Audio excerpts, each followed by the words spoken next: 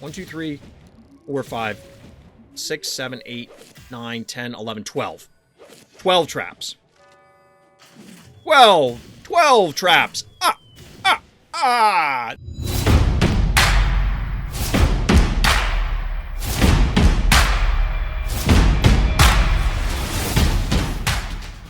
Welcome back, everybody. Welcome back. It's Sunday night, and of course, that means we have a whole bunch, and oh man, do we have a ton of viewer game breakdowns. We have something like 30 or 40. We're not getting through them all tonight. I can tell you that right now, but we're going to get through a lot of them, and we're going to start jumping in right now. What's good, chat? How's everybody doing out there tonight? Hope everybody had a good weekend. We got our 50K XP here. Get our free jacks while we're at it. So yeah, we have a whole lot of game breakdowns. I wasn't exaggerating when I said there were 30 or 40 of them in there. We're close to it. And I'm sure there will be more that get dropped in as we go through. I did a quick scan. I don't believe there's any sub games in here. So we're just going to be going down the list. If it turns out that I missed somebody who's a sub, I'll fix it and we'll just do it immediately. There are a lot of repeats, so any repeats are going to get pushed to the end so that way we can give everybody their chance, their 15 minutes of fame. Hopefully not 15 minutes a game. So there's 23. All right, so a slight exaggeration then. I was rearranging it earlier and I forgot how many because, like I said, there was a bunch of people had submitted several replays each. Well, a few people did. Not everybody. But anyway, what do we got here? Quick aside, everybody, before we get into the actual content, I was accepted into the Phobies Content Affiliate Program, the content creator program, you might call it. Shout out to the Phobies team, and thank you for that. But the reason I'm telling you, everybody out there, dear viewer, dear listener, is to let everybody know that I do receive some compensation from the Phobies team as a result of being part of that program. Now, I loved Phobies before, and I still love Phobies now, and I expect I will still continue to love Phobies in the future. So look forward to more Phobies content coming from Random's Thoughts. So now, on with the show. All right, so here we are with the first one. Kratos is our hero here on Megalo. The notes here: Ring Around the Rosie, one of the funniest games to me. The Undead Duo pulled it off. Get popcorn for this one, and thank you like always. Thank you, Kratos. Thank you to all of the people who submit games for review. If you're interested in doing so, hit up the link in the description. Of course, the link for the live stream is there also, but hit up the Discord. You'll figure it out. There's a game highlight, game review section. You can submit everything through there. And of course, if you're interested in playing in Fright Night or Tiny Terrors, the Discord is the place to be. That's where you're going to get the news about it first, so hit that up. But in the meantime, our hero here, it seems fairly standard here. Bad guy offering up their one key. Getting a panic point advantage, but our hero clearly has a more significant board position early on. I wonder who do that. Guilty as charged. You two are not the only people who submitted a whole bunch of replays. There's a few. There's a few. And that's all right. So yeah, we're getting a trap stare down on this map. I actually lost a game yesterday on stream to a trap phobie, which is kind of funny. One of your first matchup in Tiny Terrors? Yep. Tiny Terrors, I think, is going to be interesting. I want to get through this event and get people's feedback. If you're not sure what Tiny Terrors is and you're watching this on YouTube later, it is the Phobies Pauper format. It's sort of. Basically, it's only commons and uncommons are allowed, and we're trying it out just to see how the format plays, see if people like it, see if it's an interesting take. We're trying it out. We'll see how it goes. So in the meantime, we're getting, all right, Henrietta connected with this cassowary, that's fine, but we get a Jeeves. That was the big bank from Bad Guy here, so big emphasis on traps from both players. Kratos, of course, is a Baba Yaga, Baba Haha enjoyer, but in this case, we're getting a little Barzilla action. Big Drunky himself is rumbling up to the center of the map, and honestly, Bad Guy's going to have a hard time breaking this, because not only is Barzilla a big threat, a big tanky threat, it's also a big tanky threat that somewhat neutralizes Jeeves. Because as long as the Barzilla itself does not get frozen, guess what? You can thaw out something pretty damn quick. Ooh, we're going to get the boom connection. You know, I don't mind this aggressive push here. Clearly, Jeeves could not have been in position early enough, but this is... Okay. The follow-up here makes this whole setup make more sense. So there's the risk of this trap here. Here's the part that I take issue with. This jar is susceptible to this jar. Now, Barzilla or Murderwing can, of course, go get the jar. Of course, this Murderwing can also snipe our hero's jar. We'll have to see how Bad Guy plays this, because there is the opportunity that they move into range of the Barzilla, drop a trap up here to protect the jar, but then they open up Jeeves to just getting blown up by Barzilla. They elect instead to just body block with a cat. Completely reasonable. Our hero's board position, while they flip the panic points, or the panic points are in their favor, they have given up a lot of board position here. Still a very healthy Barzilla. And we've yet to see the Jeeves place a trap. Remember, we can see the traps from player 1, but not player 2. And we get a Gravedigger as a supplement to the forces. This is a little weird. I don't quite see the value in the Gravedigger here yet. Alright, so we are getting a trap. So, trying to get into the head of Bad Guy here, I have to assume that they felt that they can entice Kratos to stay on the panic point. Because otherwise, I don't really see the value in putting it here. If you think the Barzilla is going to retreat, then you don't want it there because you need to freeze the Barzilla. The Barzilla is the only thing you care about as Bad Guy right now. So, I'm not surprised that this block came down, but I'm not sure it's all that valuable. I was going to mention it earlier because the jar was in position to just, you know, it's just going to lob over it. The Quagmire was clearly replacing the cat to body block, but now the Quagmire is locked out for like 2 to 4 turns? Sort of, because it's got to work all the way around. Like, so it moves here, then it moves into position. It might be able to act this turn, but probably not. So on the 3rd turn, it's going to be able to act. And Bad Guy has some time. Bad Guy definitely has some time, but our hero, yeah. Oh, you just had to move this into position. Okay, that's awkward. That's uncomfortable. Our hero has to know that a trap went down here. It's just a matter of where. And clearly well, maybe not clearly. They're likely not to have put it here, but I guess it's not impossible.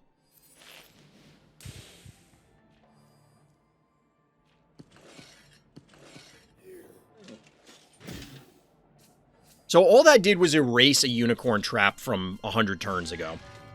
And Bad Guy's just kind of hemorrhaging forces here.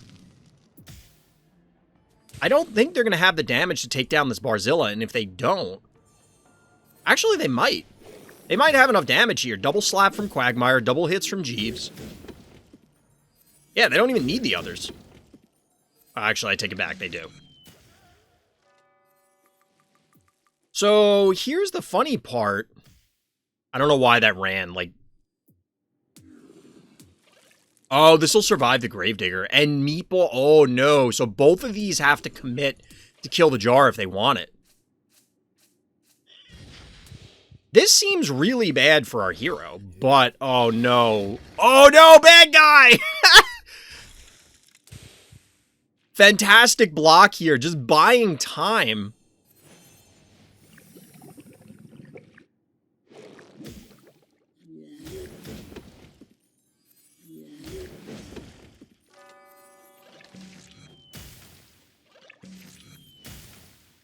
So, honestly, I think what Bad Guy needed to do here was put Quagmire... Well, Quagmire had to hit this. Could Jeeves have just killed the Gravedigger? I think you kill the Gravedigger, and then, like, this has to... Or something has to go recap a point. Maybe not? So, Kratos is taking the jar. That puts the Murderwing at... It's out of range of dying in one hit to this Quagmire.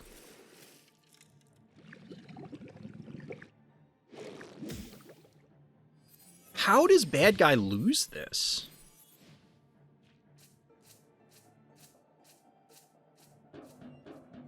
I mean, this is a we'll call it a delicate situation, but, like, if bad guy doesn't move this...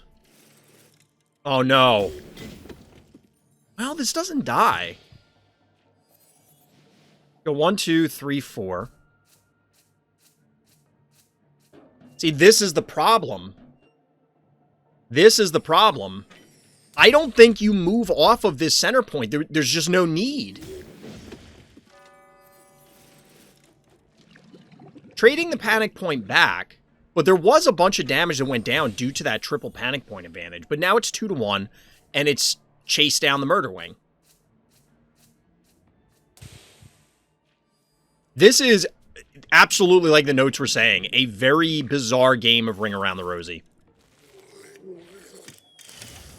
Alright, so that's a fairly good anticipatory move from bad guy. However, our hero here is actively avoiding that, and with good reason.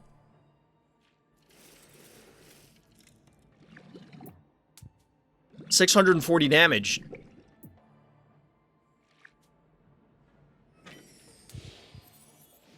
This is absurd. This is absolutely absurd.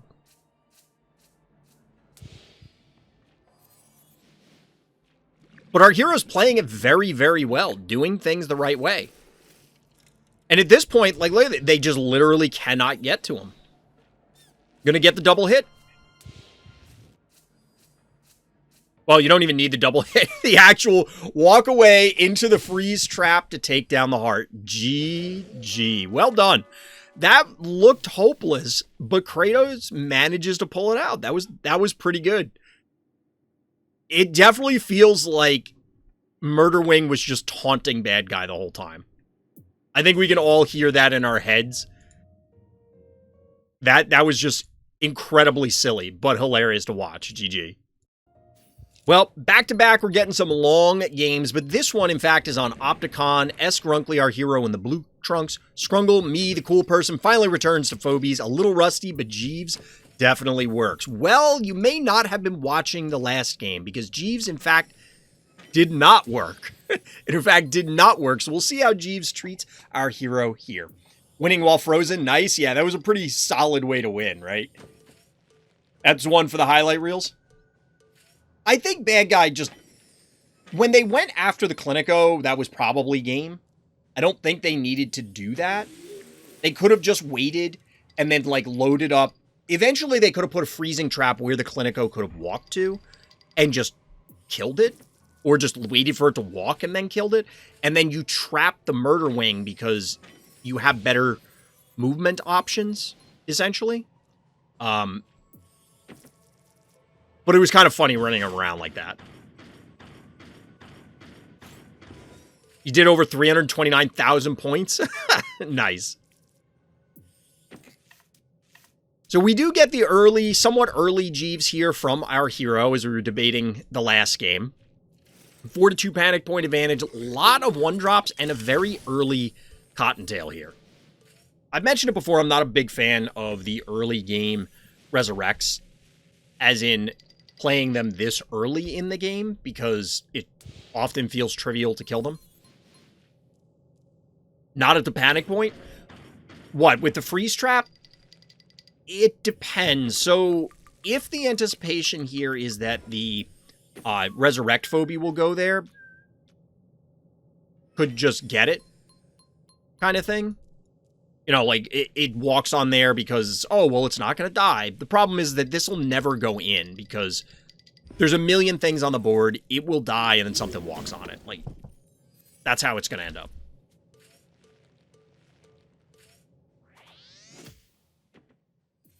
Remember a game from Sgrunkly locking down Cerberus? I don't remember if it was Sgrunkly, but I do remember that game. So we get a Temptress as a response. This is like a lot of mechanicals standing here. It's just looked weird for a second.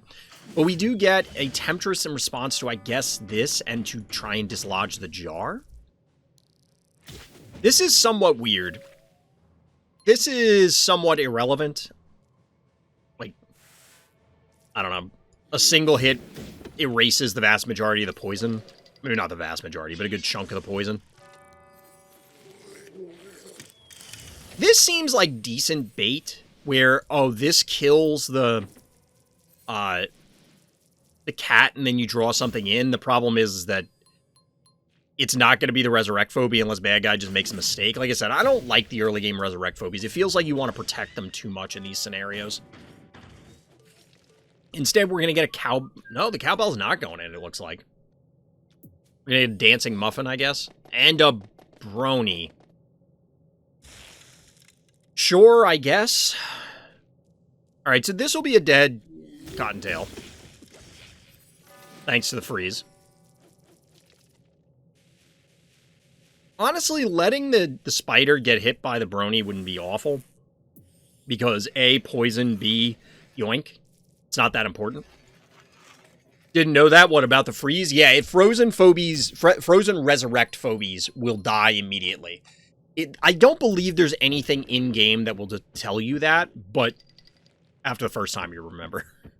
It definitely happened to me the hard way, because I'm like, oh, they'll freeze this. I forget what it was, but they'll, like, oh, they're going to freeze my pterodactyl, and that's not that big of a deal. They can't actually kill it to step on it. It turns out they don't need to step on it. Funny story.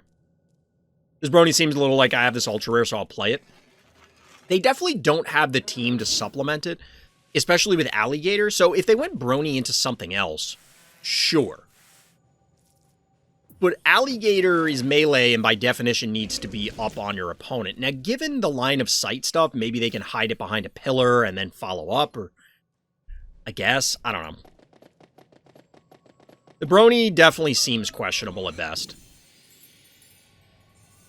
So, on Tuesdays we wear pink, apparently. We get muffin on brony. And we get a smiley. I don't hate that here. But, like, is that really what you want in this situation? I don't know. By the way, this poison is still ticking on this. 6 more turns. And it's been oh so irrelevant. Fortitude panic point advantage once again. It won't be for very long. Oh, excuse me. I'm tired, chat. I also feel like brony is not that good on Opticon. So many blocks for the enemy to hide behind. Yes, but by the same token, it's... You have so many blocks to hide behind. And you, as the brony player, can dictate when the brony goes off. So your opponent's obviously, by definition, in the reactive position. And you can make something happen, but I don't know. If you're going to go with brony, I feel like you need a Crushmore or a Gravedigger to supplement it on this map, so that way you can force something. It's like, oh, you're hiding behind this block. Well, guess what? There's no block anymore. Sort of thing. Poison damage adds up, though. Yeah, over the next, like, 10,000 years. Over the next myriad, eventually that Jeeves will be mildly annoyed, because it'll hit something else in the meantime. The bigger thing is now it has to run away from the Smiley. I feel like Smiley will die in a pretty stupid way, like getting frozen and killed little by little with a mech. We have to see a mech first. Like, a mech has to actually materialize before that happens. You know, I think Alligator's really good on level, really hard to take down for Heart Rush at Blue Leon. Yeah, Gator is... I mean, it's just big numbers, right? It's lots of numbers.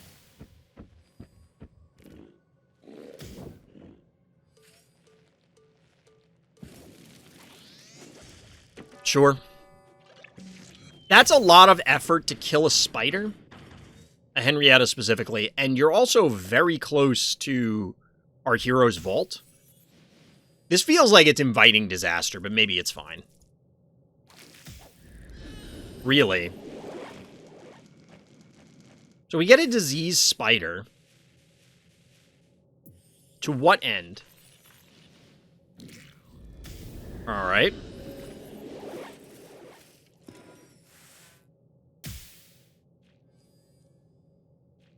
Sure, I guess.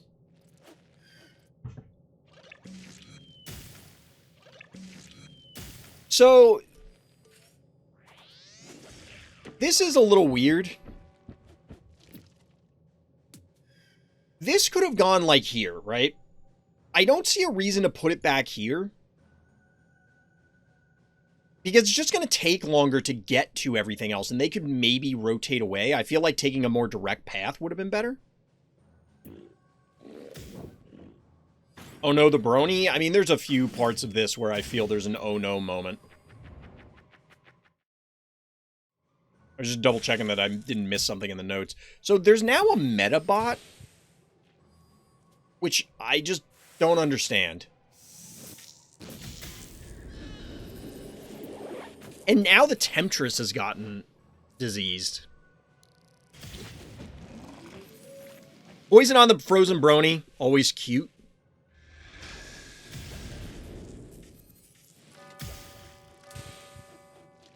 This is not looking great for our hero, truthfully. I feel like they're not in a bad position. Although, I mean, the brony was basically 7 incinerated keys. But unless our hero walks on a frozen trap, they can probably just kill the erratic soon, right? And then just go in on it and kill it, or turn it off with brony and walk away or something like that. I mean, the Smiley will die. I see chat pointing out that it's not dead yet. Well, actually, it won't die from poison. It's going to be closed, but it won't be dead.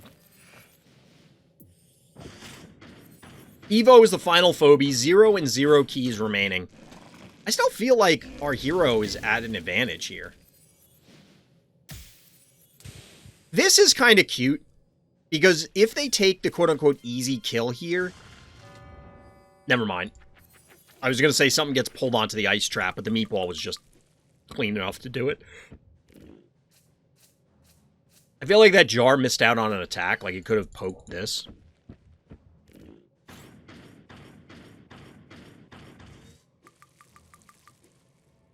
I guess they wanted to reposition it, which they could have poked and then just walked here anyway. This feels like this turn was rushed. This is a dead brony. It's probably a dead brony. In fact, a dead brony. That brony did literally nothing. I guess it zoned out our hero for a little bit, but that's... I want a little bit more out of my 7 keys than zoning things. This is where the game probably ends. Because now, all of a sudden, bad guy has Alligator, Jar, Metabot, Murder Wing. Because, yes, they have Smiley, but that Smiley's nearly dead. And the erratic's coming down. Oh, God, more stuff is going to get frozen. Oh, bad guy's in for a very chilly day.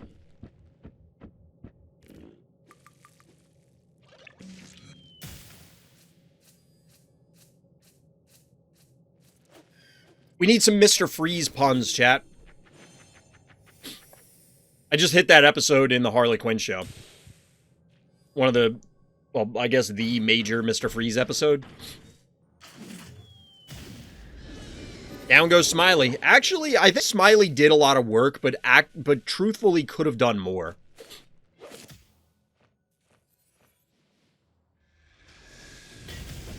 And ultimately, at this stage, we're just going to watch the decomposition of bad guy. I don't think they were in a terrible position, and they just kind of, well, they positioned poorly. They put themselves in a bad position, and now there's no way out of this. I think they could have protected brony a little bit more, or, I mean, maybe just not even use brony at all. The chat was pointing out it's entirely possible just, hey, I got this cool new ultra rare, let me use it. You have to suspect that this Jeeves that was hanging out here the entire game, which, by the way, it just tanked the whole Henrietta poison and still has... It only took 600 damage, basically, throughout the course of the game, like everything that happened. Henrietta poison damage is largely irrelevant most of the time. But you have to assume that there's a whole bunch of freeze traps down there. There's just no way there's not, right? It's been down there. It's a 43-turn game. I mean, at this point, it's 35 turns, but, like, the thing was down there for 50,000 years.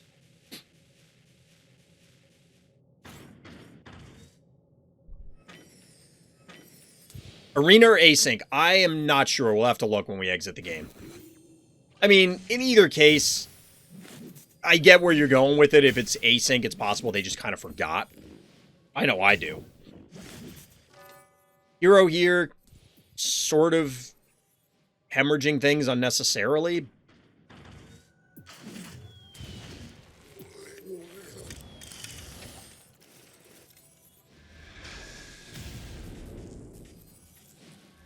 But bad guy kind of just can't interact at this stage.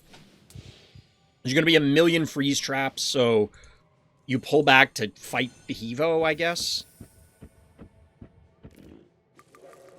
But yeah, the combination of the freeze traps, the brony, and some of the mispositioning, like, there were definitely better positions to be in.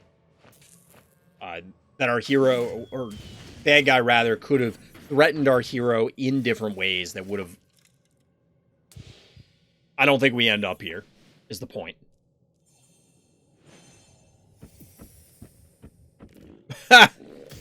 Oh, no.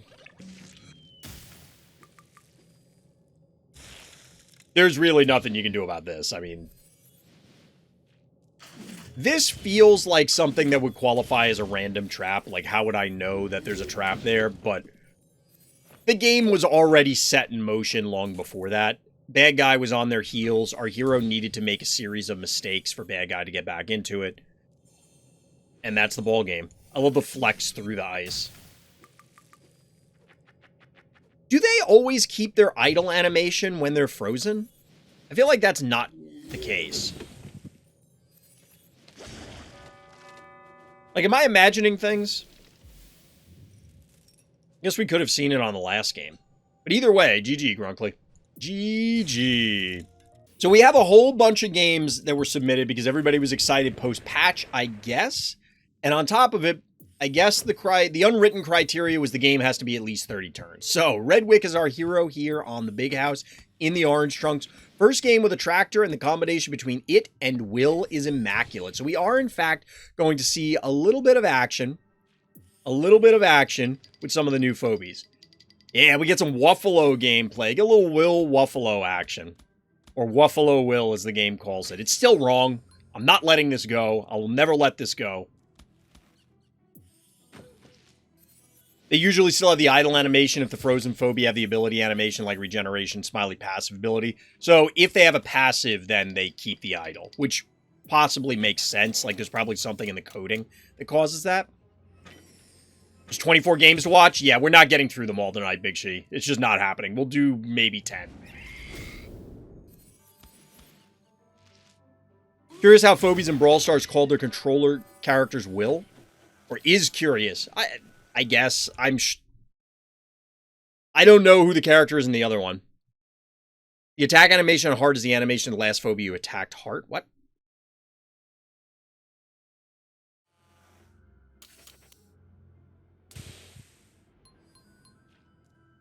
But yeah, I'm sure it's just coincidence with those games. I mean, it happens.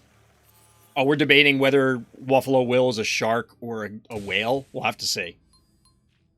I actually did download Brawl Stars, chat. I think I have it on my phone. I haven't actually loaded it yet, but I did download it. I downloaded a whole bunch of other mobile games, even though I never play mobile games. Even Phobies, I rarely play on my phone. I play it on my PC. And here it is. For anybody who is unfamiliar, this is from the 1.6 update. It is, in fact, Wuffalo Will. We have our mind control phobie. It's an undead whale. I think so here's the thing. It could be a shark, and this isn't intended to be a blowhole. It could be that Wuffalo Will, who's the little bug, that the mind control thing that pops out, is actually, like, bursting through the skull. I'm not sure.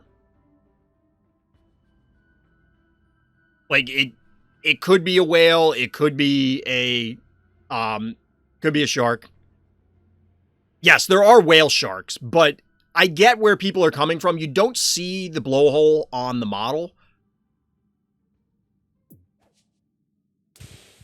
I mean, you could see these as gills, or is it, again, like, the parasite that's inside tore holes in the body? I mean, we're questioning the biology and physiology of an undead thing.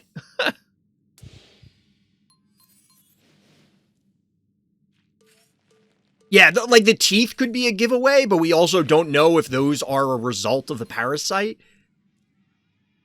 Like, we don't know. It will be an interesting debate to try and get to the root of. But our hero here was able to bank for a long time as we're debating the physiology here. Bad guy has 11 keys. Our hero has 4 remaining. 4-1 panic point advantage, bad guy. Pterodactyl chewing up the majority of those keys. Maxed out for bad guy, maxed out for our hero. But, of course, we're going to find out what the rules are for Wuffalo Will. We're going to find out what the rules are for Wuffalo Will as far as, can you mind control something if you're maxed out on phobies? Can your opponent, I mean, we might possibly find out, can your opponent add something to their team? Wuffalo looks broken. Remains to be seen. It is an expensive phobie. It does require certain things to happen. But on a small map, I love the way it scuttles.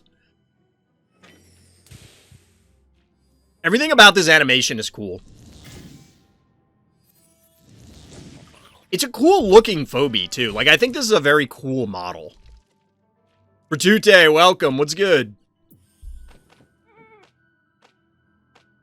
And hello to everybody else out there that I didn't say hello to yet. Hope everybody's weekend was going well as we lead in, or if you're living in the future, the start of your week is going well.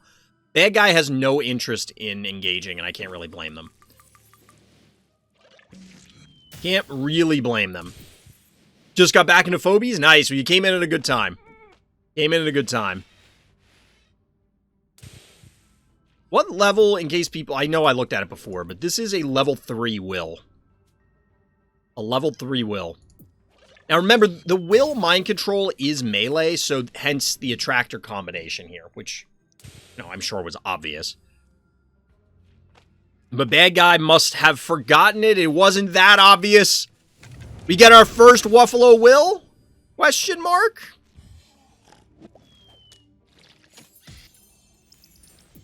So for the record, to me, that says there is not a blowhole. There is a shark with the way that the top of what I'm calling the shark's head bubbled up and then popped. I'm interpreting that as it's a shark and the parasite made the hole, not that there was a pre-existing blowhole. I could be reading way too much into this, but this is, of course, far and away the most important thing. It's a shark in the thumbnail? Like, here?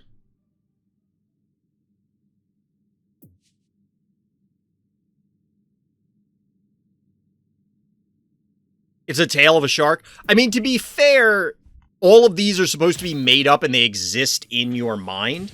So, it's somebody imagining a shark. It's a fake shark. I don't know. Only the Phobies devs can confirm, and they have often been cagey about what a phobie is or is not. Technically and officially, you know what I mean? All of that effort to take down Will, and oh, by the way, Pterodactyl is still under my control.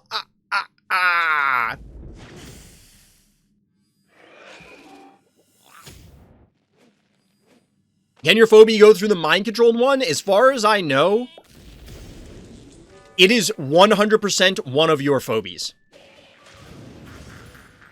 Like, it is, for all intents and purposes. Now, here's a question. Say your opponent is out of keys. Like, all their phobies are on the board. You mind control one. You kill all their other phobies. Does the game immediately end? Because technically, you have no more phobies. Realistically, the game is probably over at that point anyway, but I could see a scenario where it might be in doubt.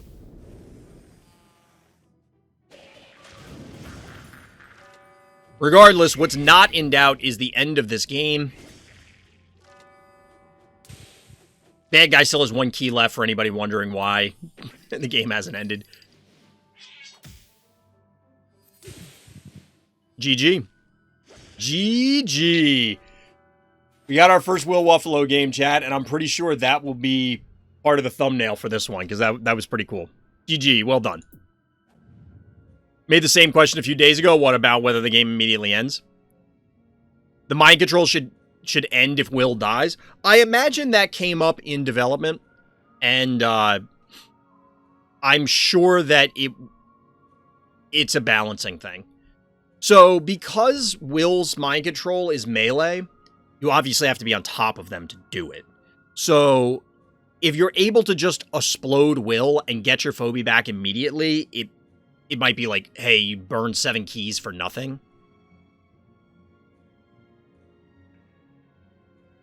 I mean, Rybread's also going for the lore reason that, like, the parasite, or if that is actually Will Wuffalo, that it is now in the other phobie, and the original host is operating on its own. Like, they're 2 independent entities. Although we didn't see, or maybe I didn't catch it, like, what the animation is when the mind control ends. Do you see, like, the parasite scuttle back to the body or something like that? All right, returning from a brief hiatus is Fratute, our hero here on one of the new maps. Well, the only new map we have from the update thus far. Weirdest game ever. I also got saved from a trap at the end by Dimensional Pole, lol. So Fratute here, wait, I'm sorry, what? What? Turn 1 spaghetti pass. What? I need a second to process, and I'm getting pings, so we're going to pause this for a second. I got to process the turn 1 spaghetti pass. Let's say there's a mind control phobie and Wuffalo's diseased. They are alone, no more keys. Let's say Wuffalo dies by disease and remains only the mind control phobie. The game should go to the other opponent. It's yours by effect, but only temporary. Is that how it actually works, or are you saying that's how it should work? The phobie just goes back to enemy side when you end your turn, no sight of the parasite anywhere. Okay. Yeah, guys, giving you ideas. Is this an idea you really want to run with? Turn 1 spaghetti pass? I don't know. I'm sure this works at 95%, so you're just saying that based on what we've seen in the game thus far, but we don't have any evidence of how that should work, right? Pretty sure Piscetti is under level and it's the first time he's using it. It's a level 9 Piscetti. Can't click on anything else because sometimes this happens. I mean, this seems like it's on level for the most part. We got some weird stuff. Like, the boom is clearly just, it's a 1-drop. This is a bold play because this Piscetti is just dead. An alligator? I mean, look, this map has only been around for 3-4 days.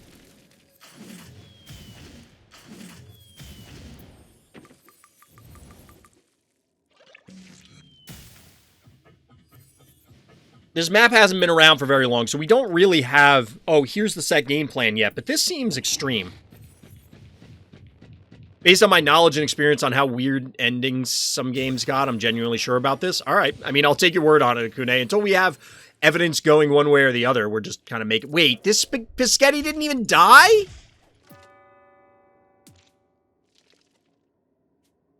Oh, no, not like this. And you could have body blocked, too. Wait, could you have? Yeah, because you could have moved the snowball and then, like, body blocked with this just to make sure the jar didn't die. It didn't have to be this way.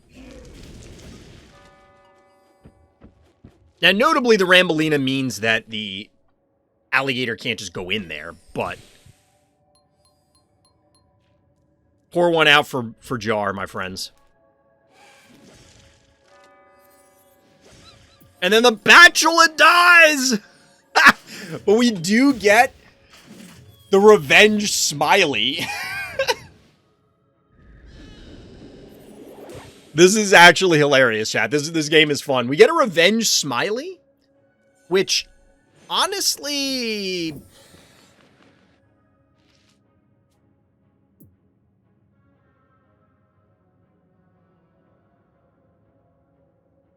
So the answer to Smiley from Bad Guy is Mildred.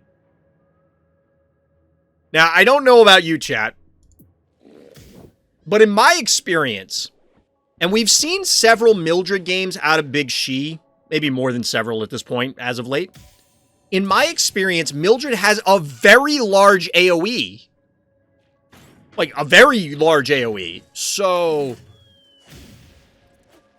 it's probably less than desirable to get the Mildred disease. Now, that being said, we have seen a lot of... Wait, what? Can this... Oh, no, it can't reach. Okay. For a second, I was like, yes, just line up our whole team to get just clobbered with Mildred. But we have seen Mildred fight through Smileys before because it can just deal, okay, a gazillion damage.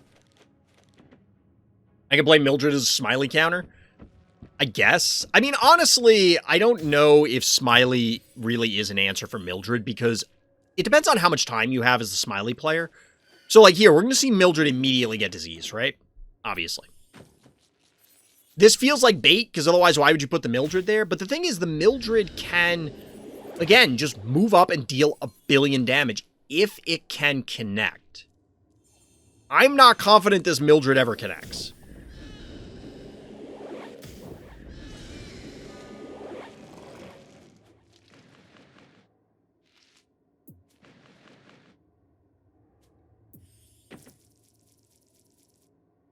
Is this Mildred just dead? It's entirely possible this Mildred just dies right now.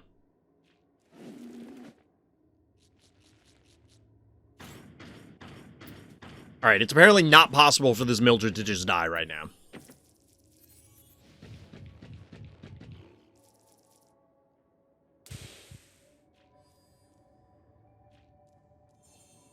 Now, the thing is our hero did have a panic point advantage for a little bit, so we're looking at 7,200 to 7,425. Down by a little bit, but now it's a 4-to-1 panic point advantage, and... I mean, that snowball can't really get out of here safely. I guess it can. Tiny Tim is so cute. Got that little nose poking out. He's just a little guy. He's Tiny Tim. Is Alligator suicide? Alligator's pretty tanky, but yeah, it probably dies if it goes in. But I think Mildred is the priority here.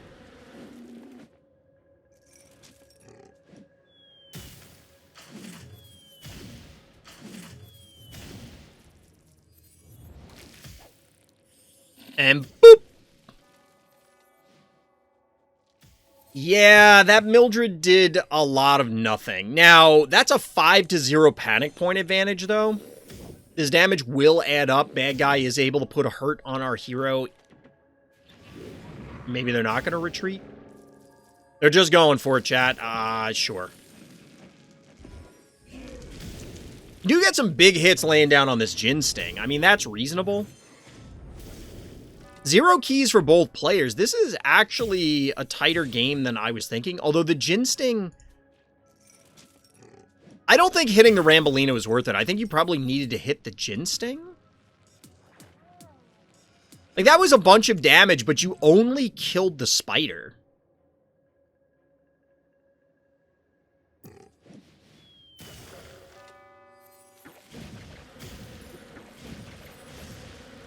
Down goes Snowball, down goes Spider, reclaim a panic point. There's a trap floating around somewhere, but who the hell knows where it is? Or is there a trap floating around? Is this This Jin Sting still isn't dead, for the record. It's not even going to die to this. Like, something has to hit it.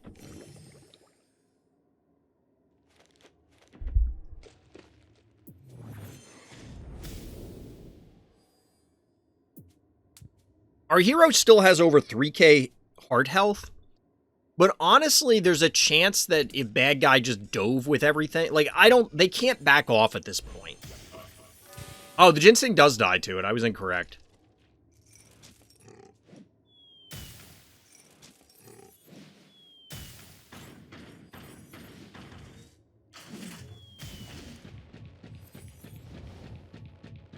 There's a lot of things as to why, or I want to ask why they did a few different things.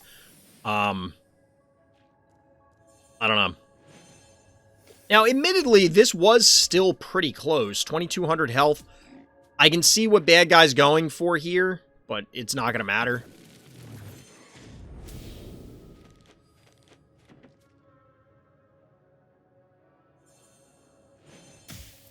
Or is it? The boop should be live from Rambolina. So this should be a dead, Yep.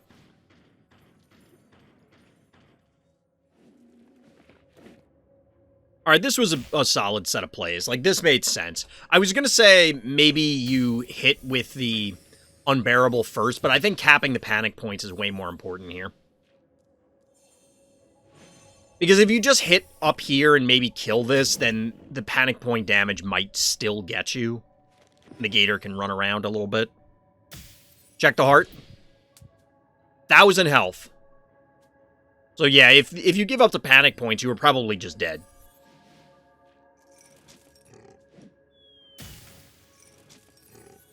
Think you could do something fun by placing Hevo behind Baba Yaga? I don't know if that would result in them getting booped that way. The right play was leave Allie on the point, like move it up off of the spa, probably. It sat on this spa for so long. How will it work with trap phobies? How will what work?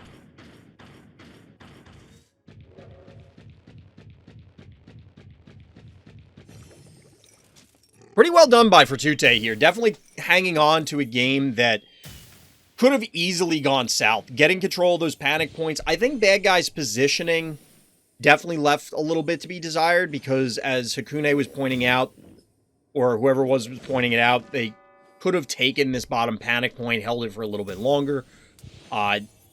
Clearly, the turn with the Mildred going in, it was a threat, but the Mildred didn't even ever attack. So, you know. Well played. Well played. So here we are on Rush Hour. NekoKawaii is our hero. It's a fun game. Wahahaha. We get a little Waluigi or Wario action, depending on your perspective. Going second on Rush Hour, I've talked about this before. I'm not a huge fan of this map. It's, like, I don't think the map is bad. I just don't like it with the way the play pattern works. This is kind of a bold move. The cat can't kill this on its own, which means that we have to get the canine coming up here in order to... No, the canine can't even reach it, so this droney is safe. Unless this is super underleveled and this is super overleveled. This map feels bland despite all the tiles. I feel like going second on Rush Hour is the equivalent of going second on Phobos. We've seen a lot of people win going second on Phobos without issue, so...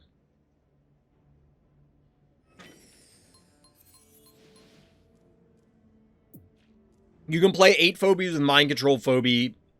Enemy max 6 phobies, so it's like taking 1 slot from enemy total phobies spawned. I'm not quite following you. So if you're taking 1 slot from them, that means they can only have 4? I'm assuming what you mean is that you can, air quotes, have 6 phobies on a small map. And then it's just sliding one, kind of. It's clearly one of those things that's like too much text to fit on the phobie card, but it's probably fairly intuitive once people see it. The droney assassin. Down goes K9. I imagine bad guy thought the K9 was pretty safe, given that our hero only had, 5 keys available. But taking these points on this map is very dangerous. It's very difficult.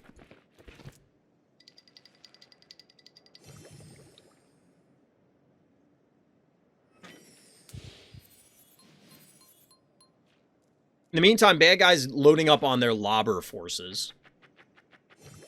Panic point advantage, but not for long.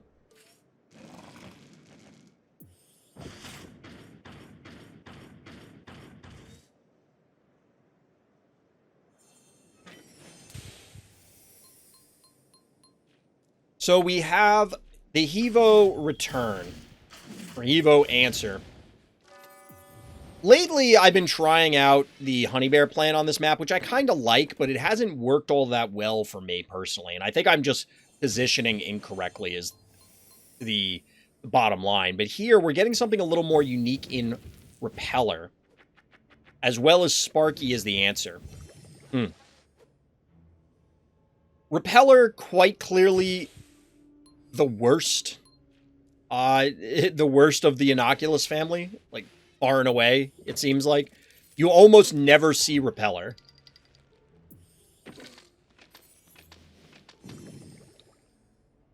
But at the moment, we're just getting the buildup of the forces for each side.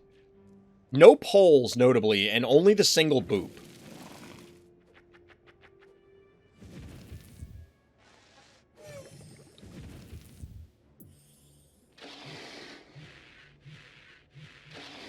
Noxious is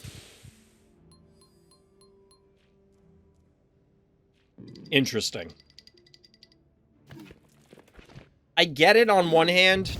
There's an undead and a Crushmore right next to each other.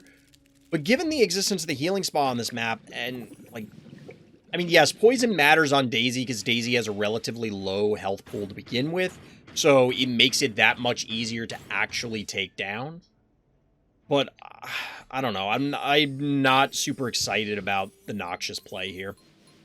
But we do get a 4-1 panic point advantage going in favor of bad guy.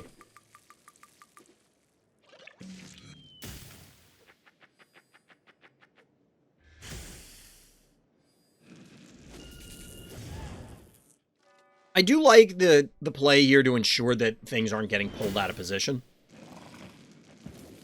And we do get the takedown here. I'm assuming this is going to be a takedown on the Repeller. Somewhat for freezies, honestly. Well, maybe not. You're probably... Wait, this lives?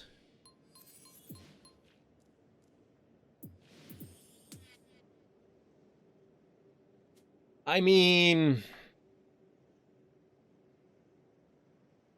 I don't know about that. Like, that's a lot of effort to just leave this thing at 17 health. It does command a Clinico as the response, and I'm...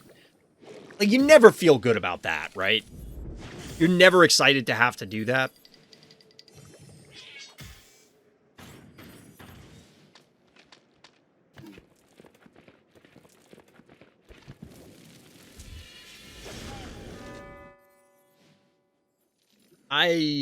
Sure?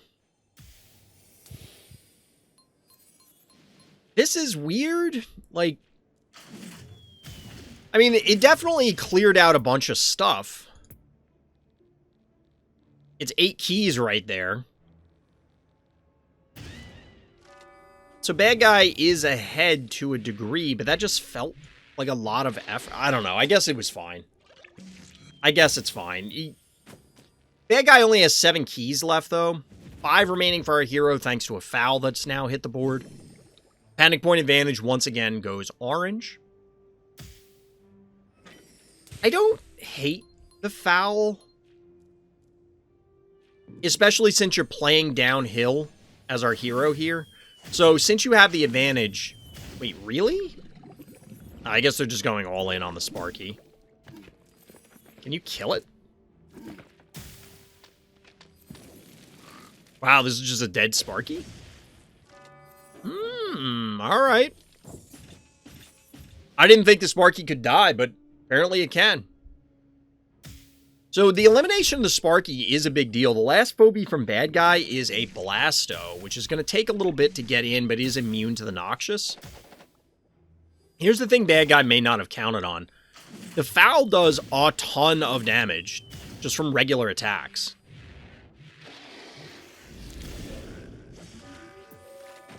And that leads to a double kill here with the snipe on the Daisy. So that Sparky kill was fairly costly. Final phobie is Quagmire for our hero. So bad guy has to either kill all the phobies or somehow get a panic point advantage. And I'm not really sure how they do either. This Noxious is going to live also. Oof. Big oof. That is not the counter turn you wanted. That is not the way you wanted to respond as bad guy here. That's just not doing it. Like, what did we learn from here? I didn't like the Repeller. I think bad guy was fine on that turn where they got Spud, Snowball, and Droney. But this other push on the Sparky just clearly did not work out. And the follow-up with the Blastomatic probably was fine if you survive that turn. But because you lost so much board position from that turn, it feels like it puts you in a hole. That being said, it's now Quagmire, Foul, Jar versus Blasto, Evo, and Repeller. But you're down 4-1.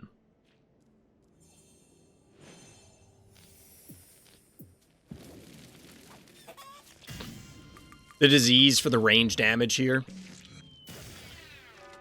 Do get the takedown on the Repeller. Ooh, alright. Quagmire rushing Heart. 47-25. We do have a big lead, heart health-wise, for our hero. But the real question is, how much damage does bad guy have? Alright, astutely walking the Clinico away in order to cap a panic point, reduce some of that incoming damage. I wish I could leave the health bars up all the time. That could be true, Akune.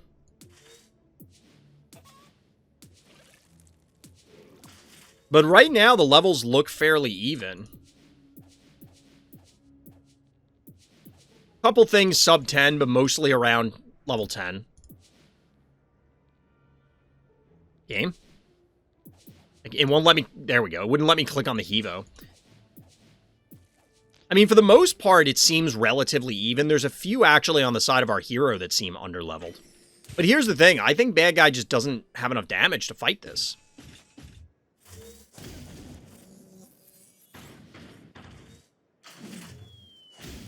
Actually switching tactics here to beat up the Foul, which I can understand because the Foul, again, represents a ton of damage. A ton of potential damage.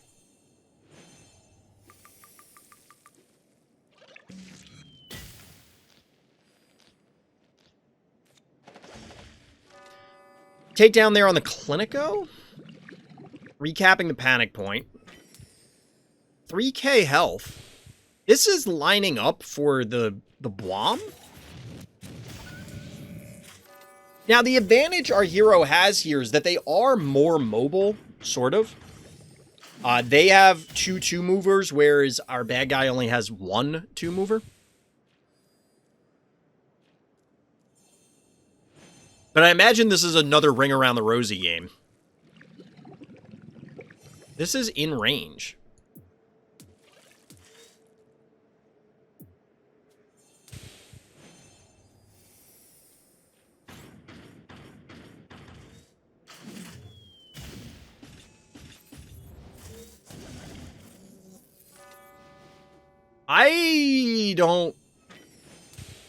I don't know if our hero just missed this here. Like, why did this happen? It doesn't feel like it's pulling them out of position enough to matter. So there is an issue here, like I said, where you have to simultaneously recap these points without allowing the Quagmire to just beeline to the heart. So now this is covering 2 points, but you can't kill this in 1 turn. Only 600 health left. So what does bad guy decide to do with Hevo this turn? They go for the panic point, which probably makes sense.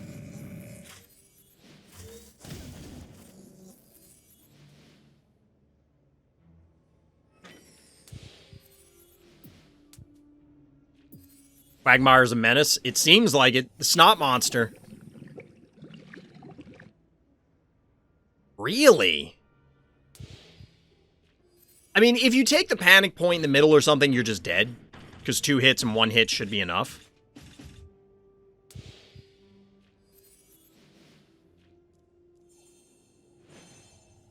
So you go here, I guess?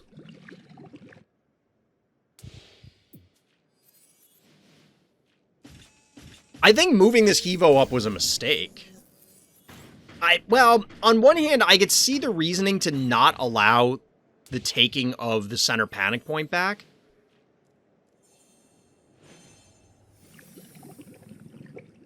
But then this happens, because this will have to move and can't be in position. 1100 health. This is why I was thinking moving it up, because inching it back is just going to take too long.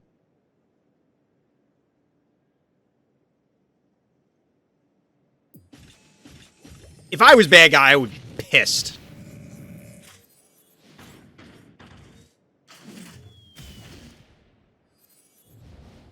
If I was bad guy, I would be pissed.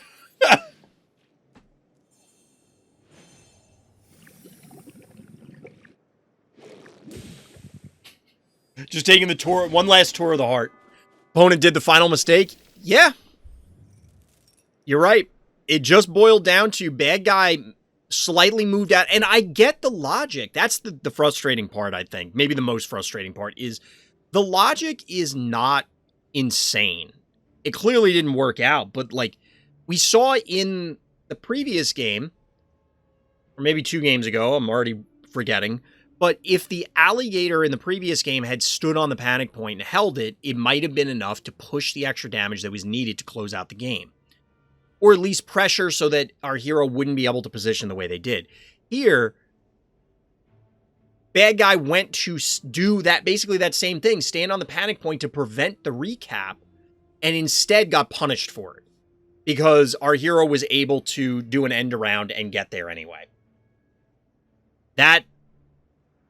That hurts. That hurts. That was a really tight game. I think bad guy, I mean, that was just, I don't know. There's not much else to add. All right, our hero here on Moai is Mushry. Mushry? Not sure. Feel free to correct me. I want to make sure I get people's names right. But we're here on Moai, quickly becoming, as I mentioned before, one of my least favorite maps in the game. Very close game, as Gravedigger made him lose in the end by allowing me to body block the heart. This ought to be interesting. I can kind of picture how this game is going to go down, and it's, in my brain, it's not differing too much from what I feel is the most common and potentially most appropriate strategy on Moai, which is basically just balls out rush the heart. That's kind of the way it's gone for me.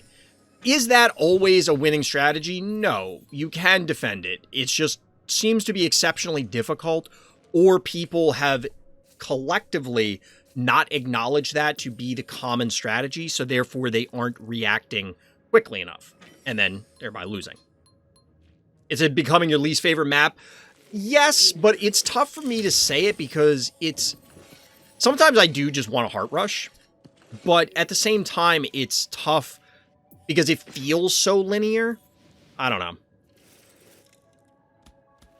I don't like the 3 Moai-based maps outside of Phobos. That doesn't really bother me. Wait, what? I'm confused as to what you mean, masterdarksh. So you're saying you... There are 3 Moai maps with the tile set, but you're saying you like Phobos and don't like the other? I can't quite read your comment. So we do get a Jeeves. Here's the thing. I do like this Gravedigger play from bad guy. I try and set up a Crushmore doing like this identical thing. But the difference is that with Crushmore, you obviously have a range phobie so that you can position more stuff down here. And I emphasize more in trying to lay into the heart. So I get like a conga line of range things. 3 ranger, lobber, maybe a melee here, and then maybe a jar here kind of thing. Yeah, the AWOL's going to go ham. Maybe not for long. Its lifespan has officially been cut short at this time. We did get some interesting stuff out of bad guy. Get a little numbskull action. The spider yoinks the random 1-drop that was here. Sure. I think that was a 1-drop that was there. I only caught it out of the corner of my eye because I was looking at chat. The Jeeves as a whole is interesting. Like, I don't know that I'm sold on that. And we get a Noxious. I guess.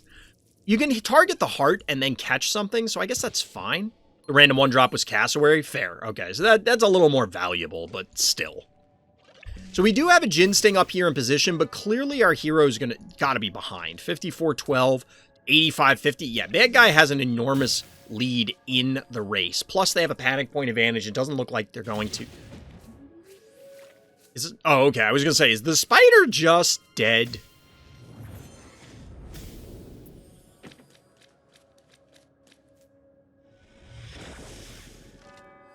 It feels like it was unnecessary to meatball, but I imagine that our hero did the math here and that was necessary. 6 keys available for our bad guy. The spider's probably just dead. Oh, maybe not. Okay, Snowball, that'll finish it off. The defense isn't in a terrible position here, though. But we do, in fact, get the Noxious Splash here. That makes sense. Spider for Numbskull? Yeah, you take those trades all day.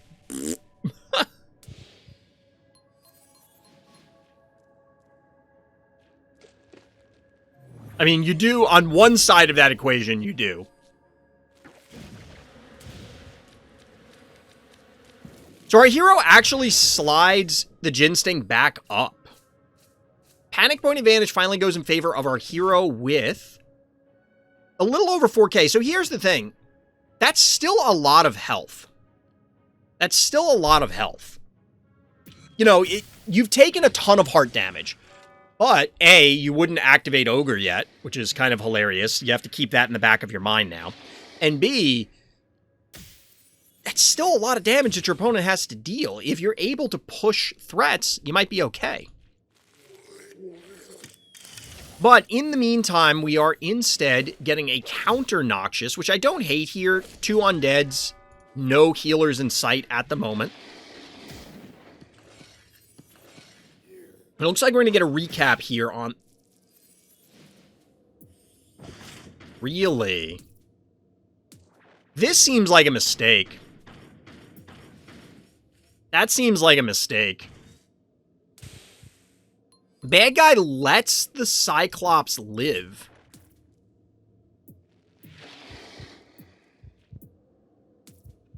So the spider cooldown was down. They went for the freeze here on the now squished Stairmaster. I feel like you need to kill this and then have something get pulled onto it. I get the temptation to just let it die to poison. But this means that things die that shouldn't die.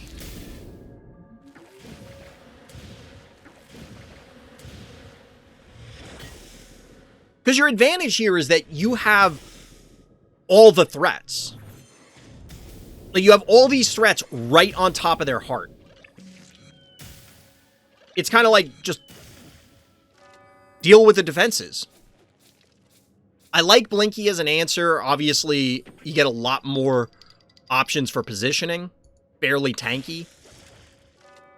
Stairmaster does get frozen, which is less about it getting eliminated and more about it just being out of commission. But bad guy is appropriately here just going hard. Like, there's no need to do anything but go hard here.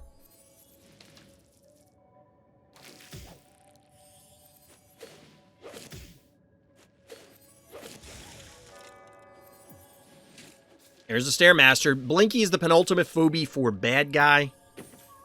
Little Muffin action. I don't even know if Muffin's going to get to do anything. Or it might. 25-36. What is this game? Do you mean Phobies or this particular game that we're watching?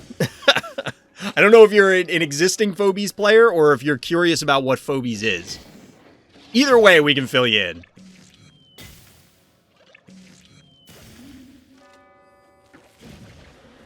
So Ginsting is still going ham up in the north. Oh my god, the squiggles, chat! There's only a couple turns left. But honestly, bad guy's offense is broken? Question mark?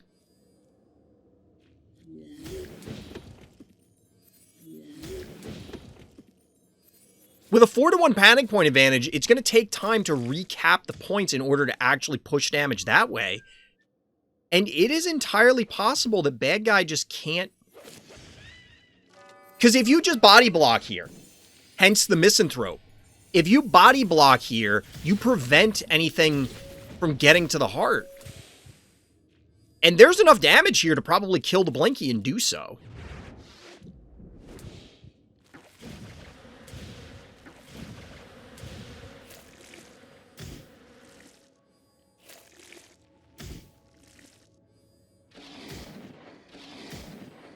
Yep. Misanthrope to the rescue. Oh my god. We've officially seen it all, chat. Like, things you didn't... And Squiggles! Squiggles, of all things!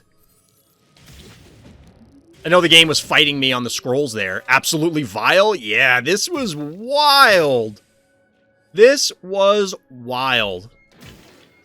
Don't worry, XDM. I didn't forget about you. Just wanted to complete this so that we can get some complete thoughts to fill you in on. But this was a really impressive defense. And it took some balls, to be honest, to just send the Jin Sting up to the north and say, you know what? I don't even need Jin Sting. That's some confidence. I don't even need the Jin Sting.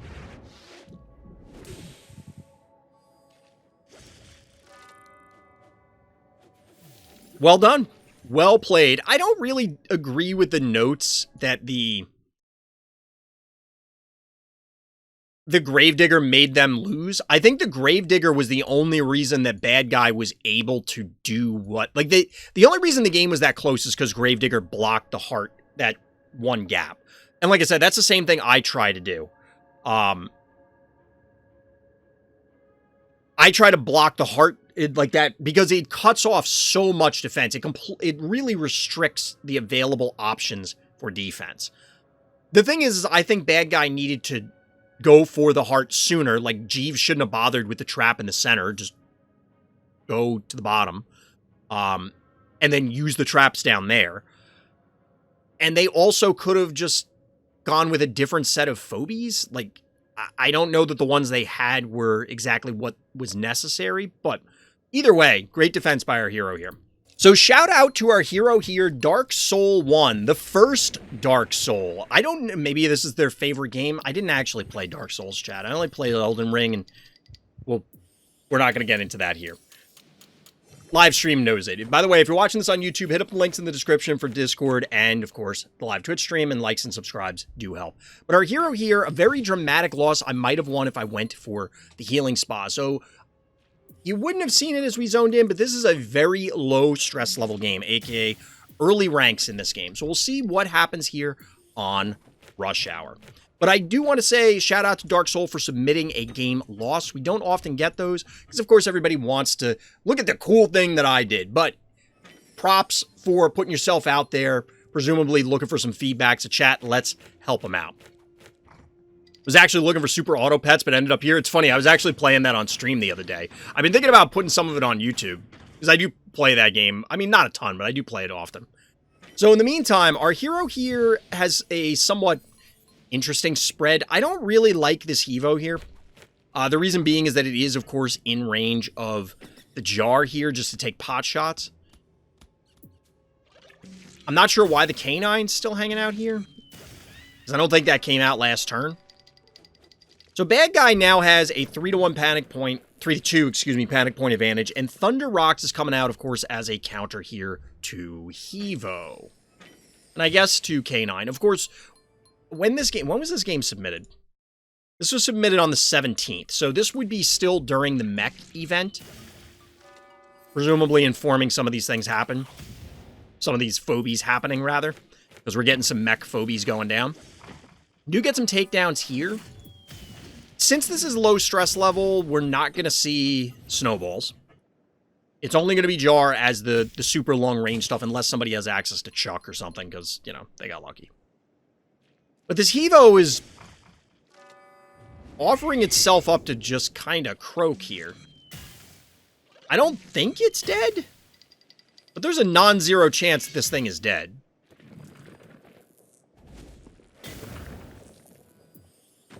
Alright, it's not dead. We do get a Moly Bully, which is kind of cool. I think Bad Guy's trying to set up here in order to get to not get hit by the boom, but they're going to get hit by the boom anyway if our hero wants to take it. This is an aggressive Hevo play. This did not need to happen.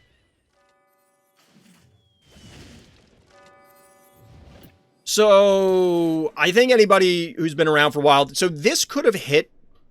And, Dark Soul, if you're out there watching this afterwards... Again, just offering constructive criticism. Don't take it as me beating up on you. You could have hit this and walked it away here. Then that would have been out of range of the jar, which obviously this is going to die to now, if not something else.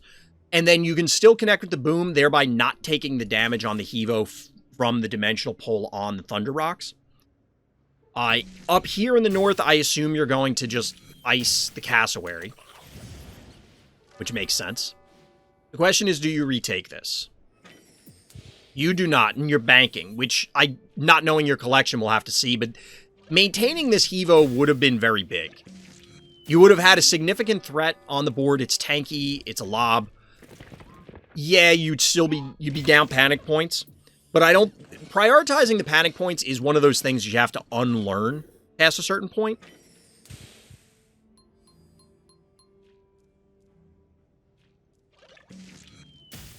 Because you don't want to overvalue the panic points to the extent that you're losing and hemorrhaging board position.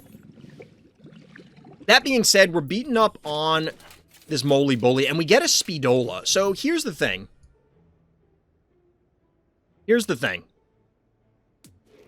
You had banked keys, but it seems like there was no reason to. So if you were banking specifically for a 7, 8, 9 key, okay. But instead you went 5, 6, which may have been a reaction to what your opponent put on the board, which is fine. But at the same time, you could have already had one of these on the board in position to hit this or this, respectively, and then you would have been okay. Or in a better position. I don't hate the follow-up. Like, the actual phobies, again, I don't know what your collection is, so the phobies themselves may be fine, but that probably didn't need to happen. This is a kind of a cool play from Bad Guy, but risky, because you probably kill both of these in retaliation.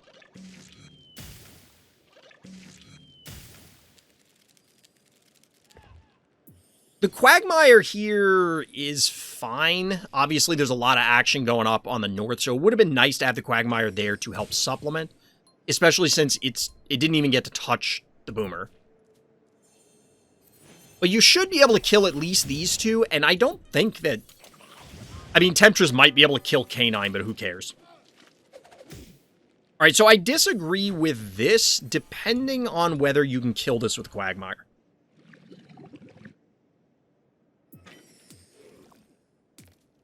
So you can't kill this with Quagmire. I think you're better off... Wait a second. Did you have to put 2 attacks into this? 437? Oh, that sucks. So, you have to have access to, like, Murder Wing. Murder Wing Meatball here. This hits this twice, and then this cleans this up. I don't know if that math works out, but it should. So, like, Murder Wing comes out, Meatballs this, these two hit this, and then, okay, they kill your K9. But that means that both of these are dead. Since you're not killing the Boomer, it doesn't matter. There's no point in going after it at all. Like, hitting it once is irrelevant. You're better off killing the phobies and prioritizing there.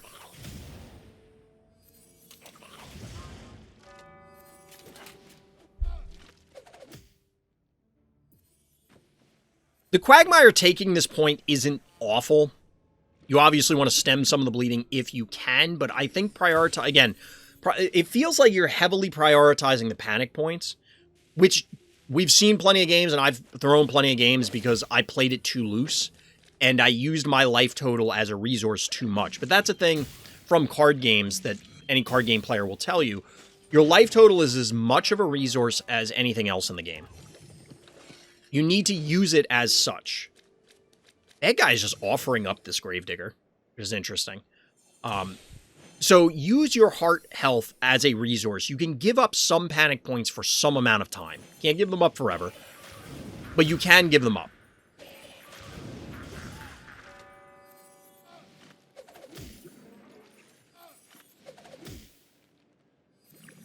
See, here, I don't think... The Boomer is irrelevant.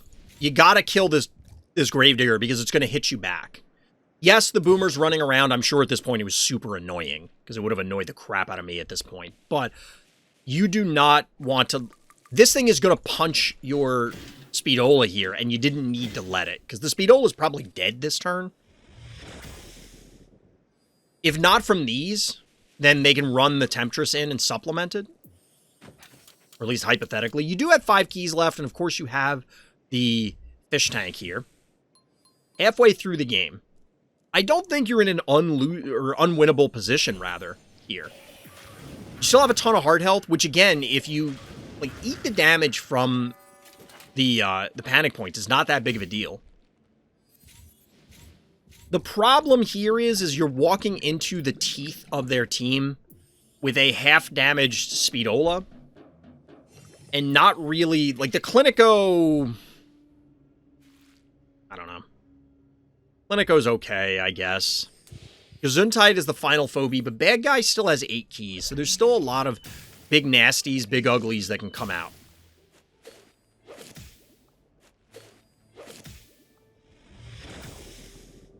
That's just a dead Quagmire, huh?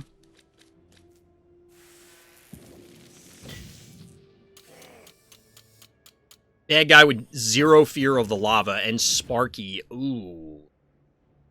It's looking messy here. Wait, did Bad Guy not have enough damage? I feel like Jar... Did Jar miss an attack? Did Jar miss an attack?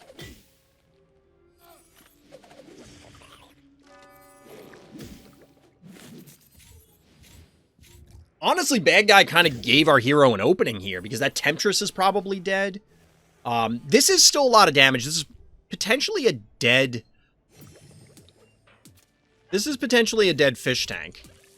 237. Oh, no! The Temptress lives! Oh, no! Not like this. No. So this is the same mistake, like... We had this in a different game earlier, where something lived at like 17 health. Phobies don't have reduced, and I know this sounds like a stupid thing to state, but Phobies do not have reduced damage simply because they're damaged. They still deal the exact amount of damage when, right now, unless there's a new phobie that gets introduced, but they do the same. I don't know what the, like, at this point we're getting weird.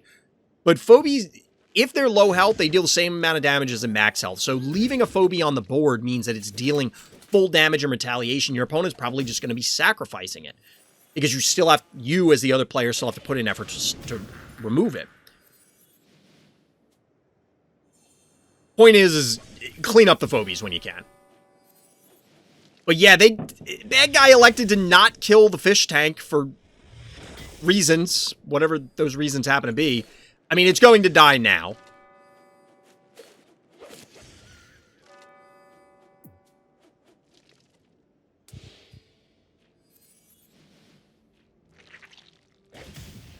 So the funny thing here is...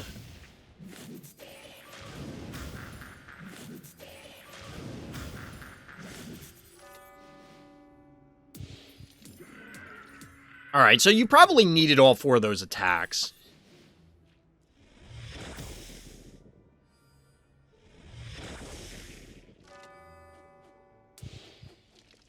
I wonder if you had just pulled back initially.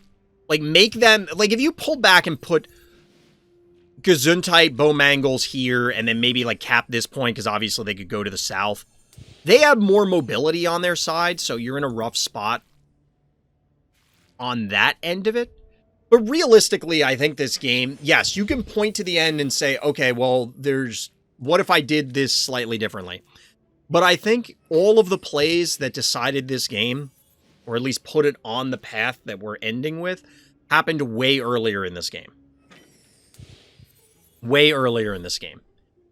And that's a common refrain when we're watching all kinds of games. All kinds of game reviews, where it's ultimately like... The game got decided turns 3, 4, 5, not turns 35. But either way, GG, and shout out to Dark Soul for putting themselves out there. Much appreciated.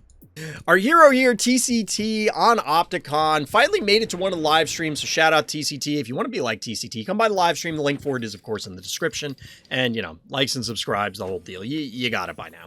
If you want to play in Fright Night or Tiny Terrors, also, hit up the links in the description for the Discord. That's where you're going to hear about it first. Of course, Fright Night number 5 is happening by the time this goes live, like tomorrow or the day after. But we're going to get more Fright Nights in the future, and of course, we want to try and get more Tiny Terrors events going as well. But again, TCT is our hero, and the notes for this game are traps! Get your Admiral Akbars ready, chat. It's a trap.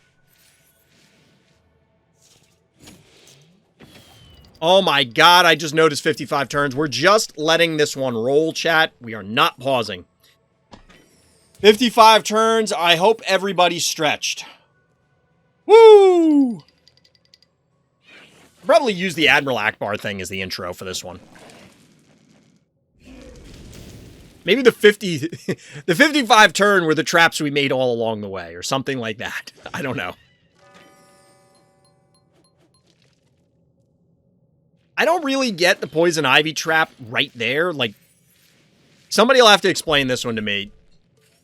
Unless the game is getting, you know, like the game is over and you've been shoved all the way back to your heart, I don't feel like I've ever seen these two taken by the other player. Like, it's very rare on this map.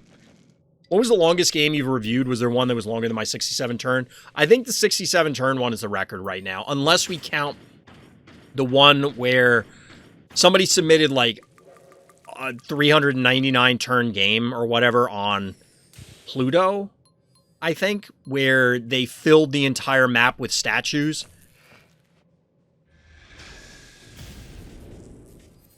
Like, we just skipped through all the turns because it was like, they're clearly not doing anything. They're just doing it for the lulz. Oh my lord, TCT. All you trap lovers out there, you may need to breathe into a paper bag or something. You're probably hyperventilating at this point because we have Venus, Poison Ivy, and Unicorn. But yes, to answer chat's question, longest game that wasn't a meme game was probably that 67-turn game. 4-2 panic point advantage, though. Bad guy is representing some damage here on this erratic, but I don't think there's any way they can kill it from this position. The Snowball and Jar are already on the board. Nothing else is really going to reach. They don't have the keys to put a Chuck out there. Even if they did, it wouldn't reach in time. But we do get a Noxious, which can make Erratic's life a little complex. A little complex.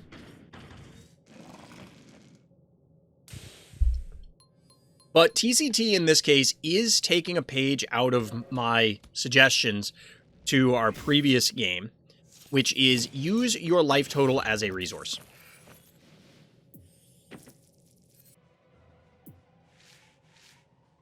So we have some new people coming by the stream, so just pausing to explain some stuff. I'll probably edit that out later. But in the meantime, we are just slathering the board in traps. It's getting slippery in here. Slippery with traps.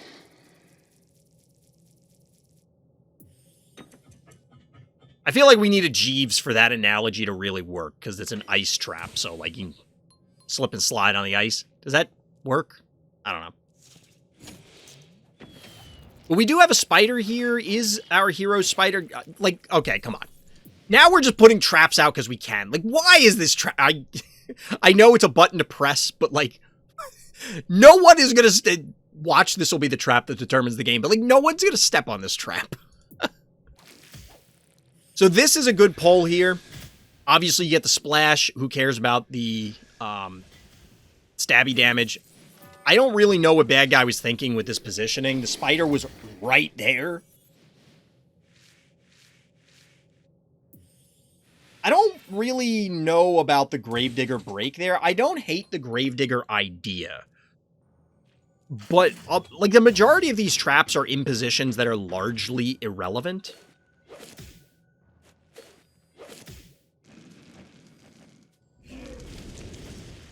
Snowball almost walked on a trap. But our hero has yet to claim a panic point advantage. But eventually they're going to make their slow and inexorable march across the map, and it's going to get messy for bad guy.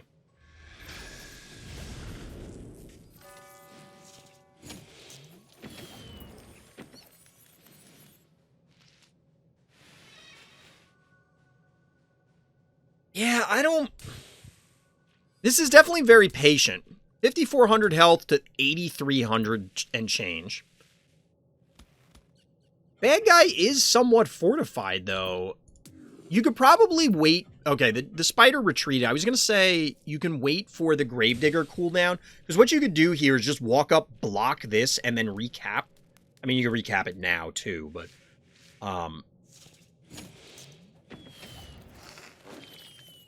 We now have... Remember how I tend to mention if you leave a trap phobie alive, it causes issues? Because, hey, you just, you know, you're eventually going to walk into a minefield. Well, this probably is the record for most traps on the board. We had that one game with Doom. Remember on Like and Subscribe not long ago? Yep, here we go. We get the block. I do like this because it sections off the spider specifically.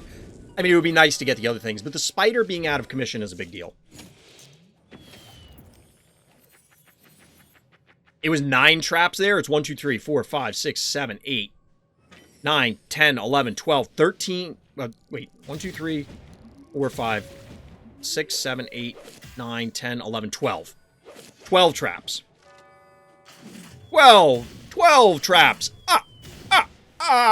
That may or may not be the intro, actually, instead.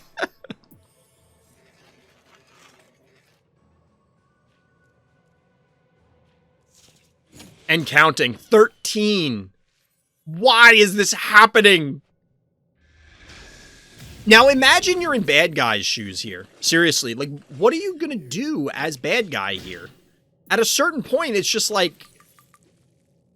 I can't go in. Sounds like you can count to 4.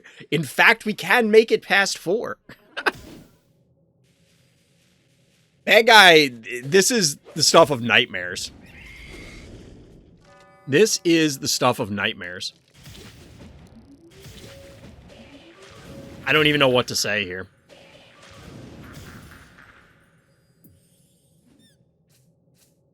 This is actually comical, and it really makes me want to try this. I don't have Poison Ivy, though, and Baba Yaga is just a little too slow for this, I think.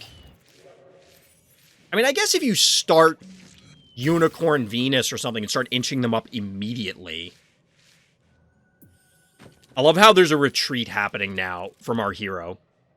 Completely unnecessary, but also hilarious, because what is bad guy going to do here?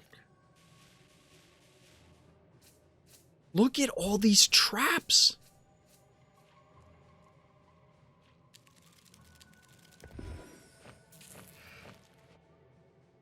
I feel as though our hero is just taunting bad guy to a degree here. It's like, look, I'm not going to do anything.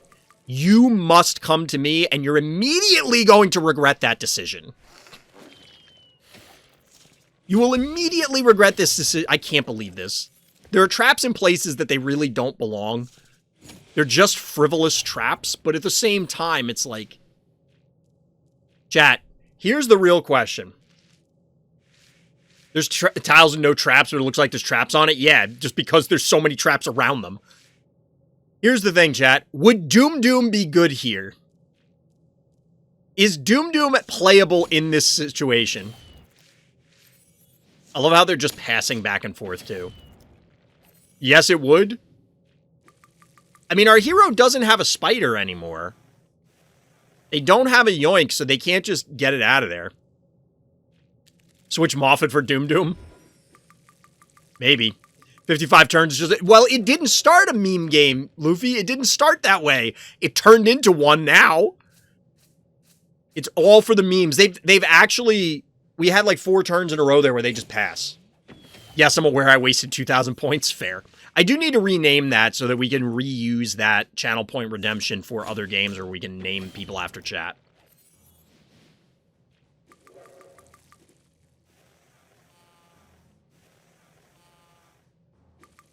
The funny thing is I don't know... So TCT could invade somewhere. TCT could invade somewhere by consolidating their forces. Like, if they can get the Erratic and the Innocuous to group up, they might be able to push somewhere. But, like, this is insane. This is ridiculous. But to be... in TCT's defense, it's not clear that you can just go in. Like, they don't have an insane offense.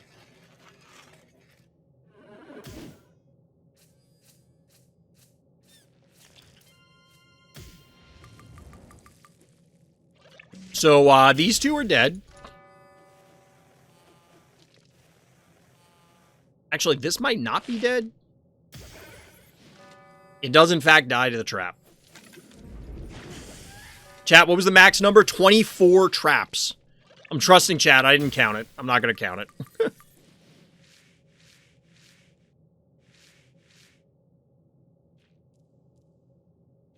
This is absurd. I hope that this was an async game. I kind of want this to be an async game. Sucky is the final phobie. How long until TCT starts overwriting traps? Like, just replacing, say, the Unicorn traps with Poison Ivy traps or Venus traps, because they've got to be stronger, right? Bad Guy isn't aware. I think at this point, Bad Guy is fully aware. There is no world in which you don't think, oh my god, the whole other side of the map is trapped up. You can't replace your own traps. Really? I've never had cause to, but I'm surprised you cannot.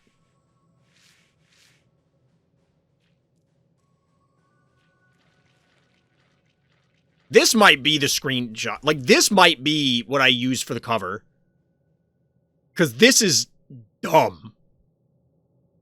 I don't even remember what I had before. But, like, this is dumb.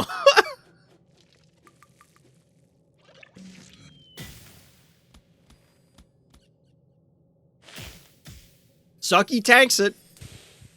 Sucky, in fact, tanks the trap. Wuffalo being replaced for an album cover. Oh, yeah, it was Wuffalo. This is so ridiculous.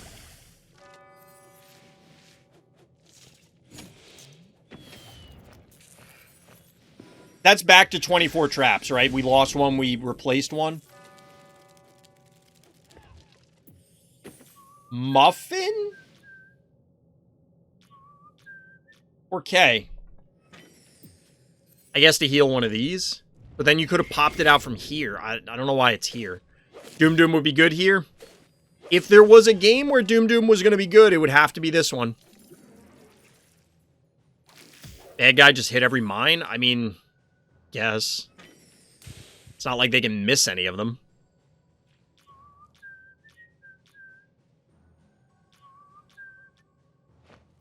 Alright, so the Muffin's just claiming points.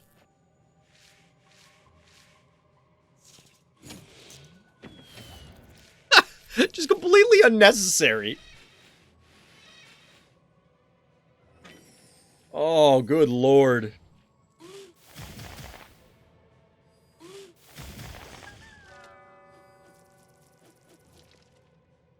I'm telling you, this is just absolutely taunting.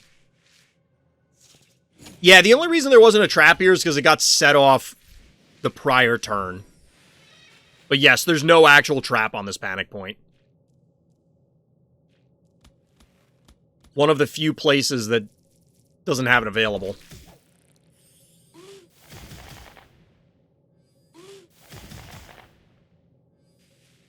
Wow, the Venus lives too? Lol. Stabby goes down.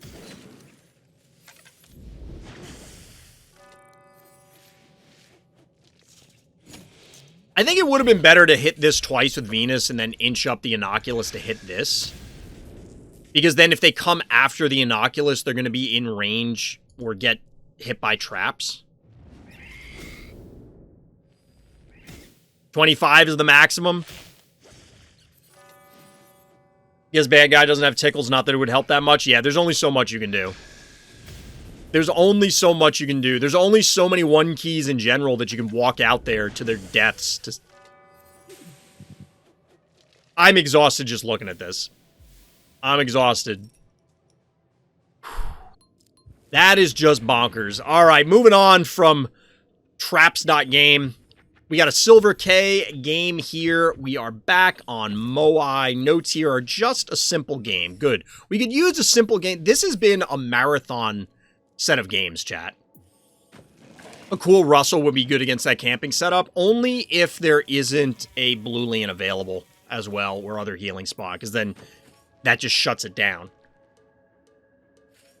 Like, you'd have plenty of time to just rotate them, kind of thing. And it's like, oh, you want to walk into my minefield to try and get at my thing that's on the healing spa? Sure. All right, Rybread, have a good night. Take it easy. So in the meantime, SilverK, starting out a little more normal. You don't commonly see Maggie on this map, but it's not super rare. Bad guy elected to go with Droney? Sure. I guess. Bank to 7. Hero went with a little Crabula action here. A little crabby in here. Spider coming out early, so we're getting a Moai game that does not seem to be... does not appear to be very heart-rushy. But we do have a 5-0 panic point advantage in favor of our hero, who needs a heart rush when you control all them panic points.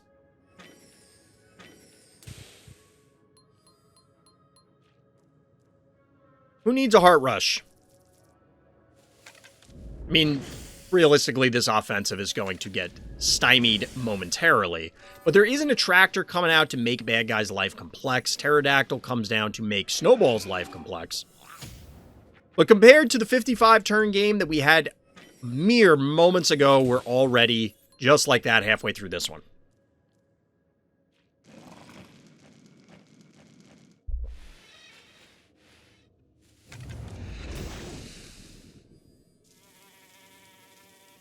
Tell me this is a dead spider. I mean, you could get a... Yep. Yep. Free spider. Oh, it's probably not free. You're going to lose the Maggie. I don't think this can die. It's unlikely that the crab can die. It's comical that you needed all three to kill the Maggie.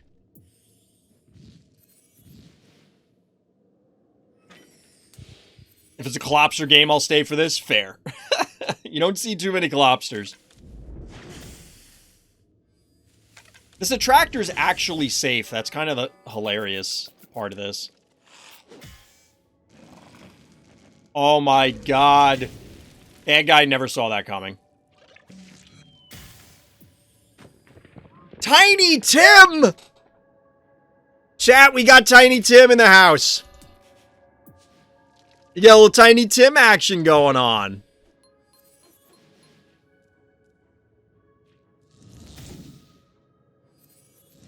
Bad guy can't even threaten the attractor with the Ray Chargels. Instead, they have to focus on Clopster. Tanking the hits like a champ. Temporarily, anyway. Look at Tim. You can barely even see him here. Oh, there we go. He pops up for a little bit. It'd be funny if Tiny Tim is actually tiny. Well, I'm pretty sure that's what spawned the idea for this particular visual cue for his protection effect, so that he's tiny. Like, he's smaller, sort of. And he's underground, but you get the idea. Imagine forgetting Tiny Tim is on the board because he's so small. I will 100%. And we get a dial! SilverK, normal game? Come on. This is hashtag humble brag. Look at my new phobies. This is actually pretty cool here. I'll pause for this. This is actually pretty cool and exemplifies what we've talked about before, where they can't... Like, how are they going to dislodge this? This is only level 6, and this thing has an enormous amount of HP, and now a Squiggles to follow it up? That's a lot. That's a lot of health. And then we get the Dial here, which is actually... This is a good usage of Dial, because on defense, you could just make something that's trying to heart push trapped. Panic Point Advantage finally goes in favor of Bad Guy. Admittedly, there hasn't been a ton of heart damage. Really, our heroes just kind of been taking them apart the old-fashioned way. Now, here's the thing. Tiny Tim is super tanky until you consider Poison and Disease, so Noxious is a reasonable answer here. And notably, Squiggles is dimensional. I love the attack animation for Moly Bully and Tiny Tim.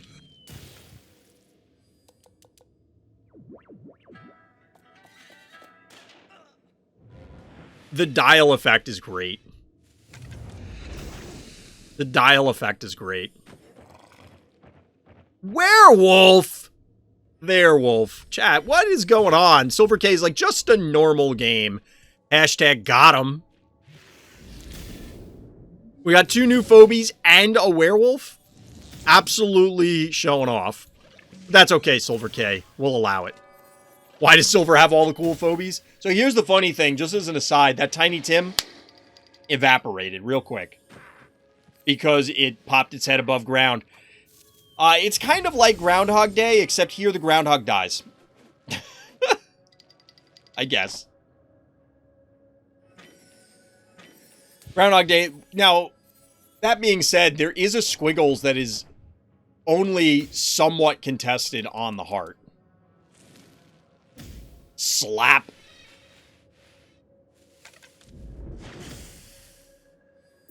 This is a lot of effort being put into this pterodactyl that is not going to die. All right, we get Raucous and we get Wiggly or Wiggy.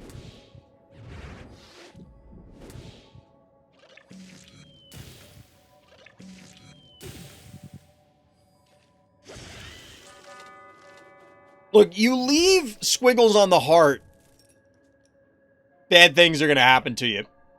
All right, SilverK, normal game. Normal game, I see you. Well done. Loading into a Renamon game, our hero here, with sporting the Grimes avatar. At the moment, or at that moment, he realized he fucked up. This was a corrected set of notes sent to me in Discord. So we'll see what happens now. All right, Rybread, thanks for hanging out. Have a good night. Starting out, looks like we're getting a little trap gaming again, but a much shorter game. Once again, we're making up for those early games that were eternities.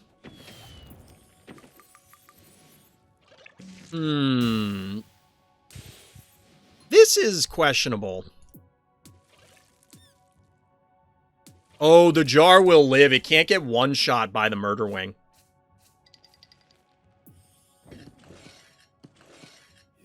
Is it okay to say on Twitch? Yes. On YouTube, it hurts monetization if it's within like the first 30 seconds. We are at least 2 hours into this, so I don't think I'm worried.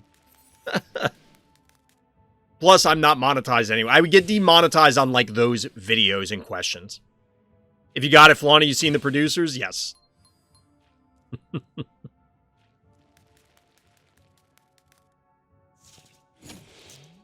So we're getting a little more trap gaming going on. A little more trap gaming going on. But yeah, to answer your question more directly, Honda, you generally don't want to. They do... It's frowned upon in this establishment, is how I'll put it.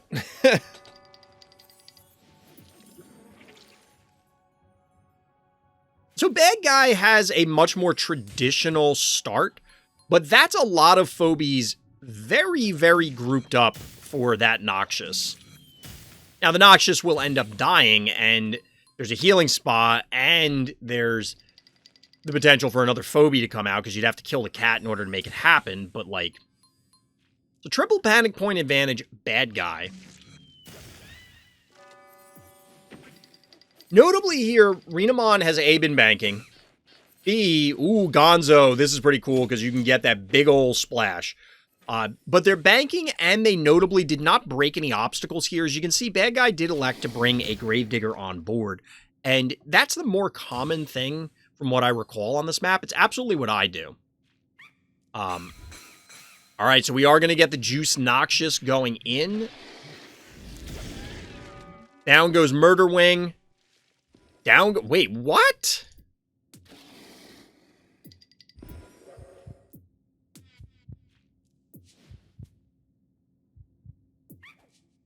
What did the Innocuous get hit from?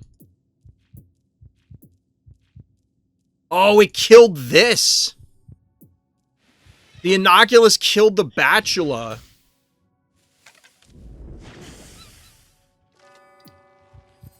So then Bad Guy, or our hero, puts Gonzo on the board, and Bad Guy just didn't think this was going to happen?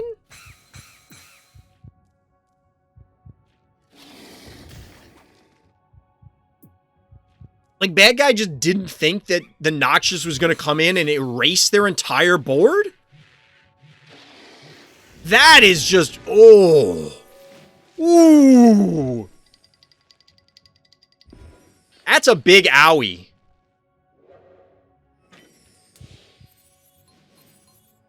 Board erased. Ball game. You know what's funny is Bad Guy had 12 keys remaining and 9 of them available and still surrendered. Still surrendered.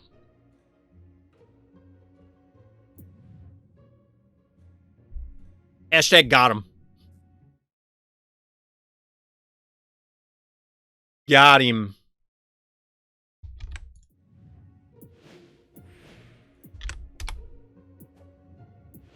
All right, chat, we're going to take a look at a Master Dark game. Oh, so we have something special for you. This is Master Dark versus Cinemas Prism? I don't know if I'm saying the Bad Guy's name correctly. Bad Guy in this particular scenario, but both of these players are members of the Random Thoughts Discord. You can find the link for that, of course, in the description, down there by the like and subscribe button. But here's the thing. This is from the Tiny Terrors event.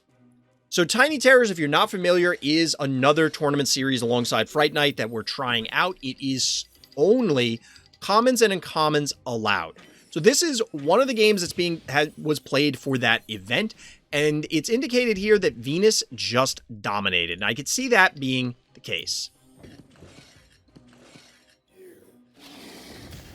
So yeah, we do have Tiny Terrors. It's going to be interesting. I imagine, yeah, maybe trap phobies are a problem if you don't. Because how do you remove traps? It's tickles. Because you don't have access to Doom Doom. I'm pretty sure Doom Doom is rare. And then your only other way to remove them is, well, setting them off and setting up traps of your own. So I do like this setup. And I do like the idea as a whole. Oh, yeah, Mud. Is Honey Bear uncommon? At first, I thought Tiny Terrors was playing 1 to 3 keys only because they're small. Fair. Fair.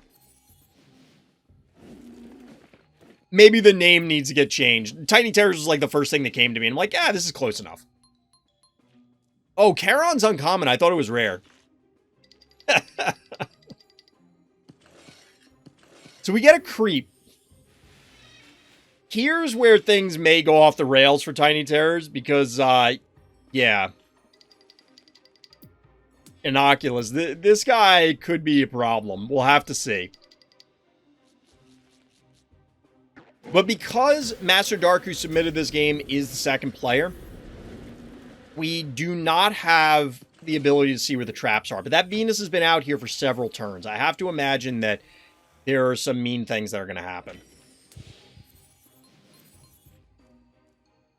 Tiny Terror sounds like a junior league. Well, it's kind of supposed to be. It's like all those phobies that aren't quite the big nasties that can be in the ultra rare slot. I was about to use the non-buff Noxious, but I realized that a buff Noxious would kill the red thing. I forget the name, but I got a triple kill with it. Yeah, that was pretty savage there, Monochrome, in the last game.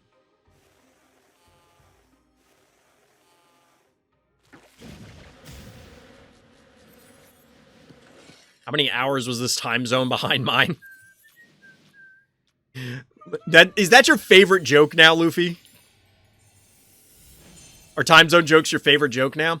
So notably, Muffin is, in fact, legal for this. Muffin is not a rare. Muffin is an uncommon. But that's another thing that I thought about is Poison just going to be super strong in this? Because outside of healing spas, there aren't that many healers. I mean, yes, you have access to some, but how many people want to do this? Like, does Poison just become better, or does Clinico suddenly become super important?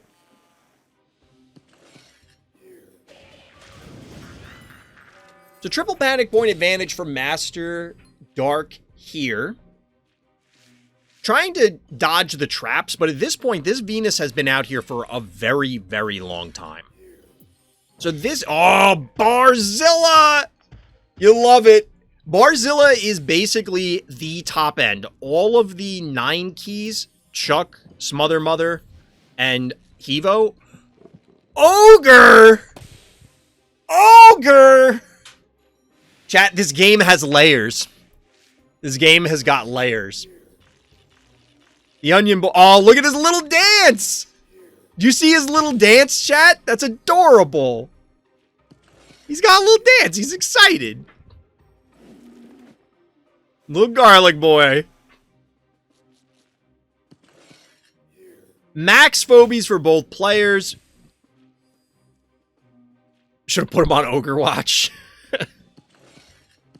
I'm sure that meme exists where, like, somebody replaces all of the Overwatch characters with just Shrek. Like, that has to exist, right?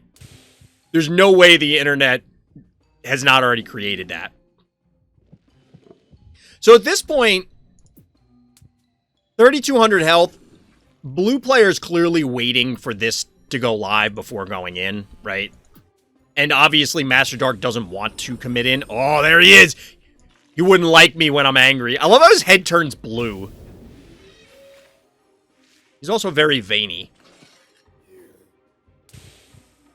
So no more healing available until something dies, chat. And only 1 key, so actually just straight up no more healing available. Bam! Get bopped. Imagine Garlic Boy's attack was AoE. That would be savage. So, here's the bad part. Although blue player does have a juiced up Ogre, like, there's only so much you can do, and you know there's a minefield here. There's an ocean of traps. What are you doing in my swamp? My man is the Incredible Hulk now. Kind of reminds me of Venom with both the physique and veins.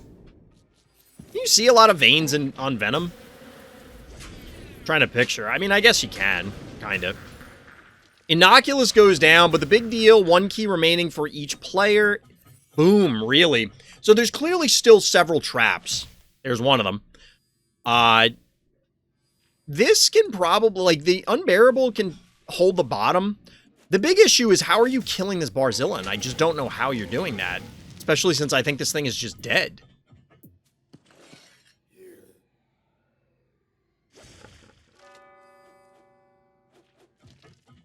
The dragon wins.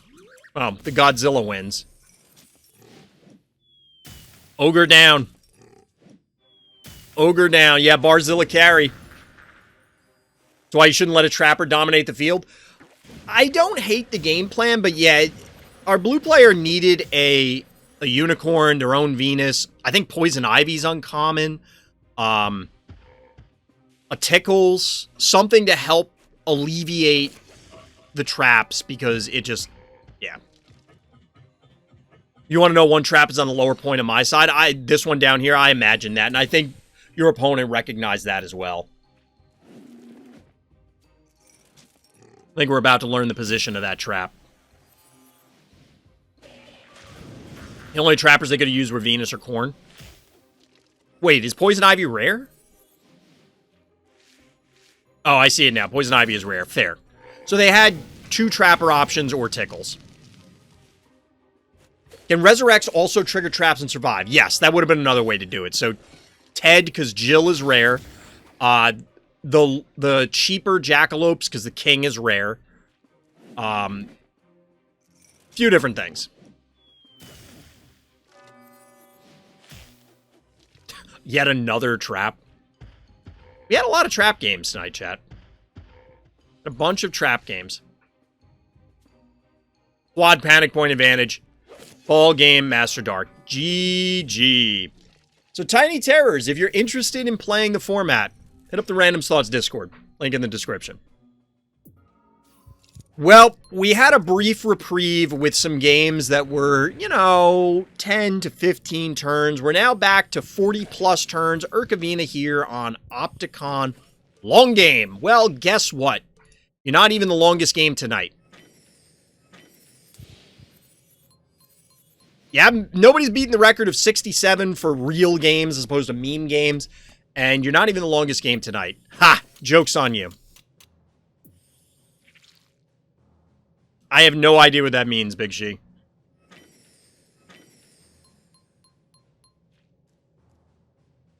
It's a fun tournament to me. Honestly, feels fresh because you don't have to face annoying, rare, ultra-rare phobie that might be discovered hidden combination. So, yes and no, Onda. And I'm going to let this one roll. The only risk at this point in time, and we'll deal with this as time goes on, like, this might be a format where we will have blanket phobie bans. Like, say Innocuous turns out to be actually problematic.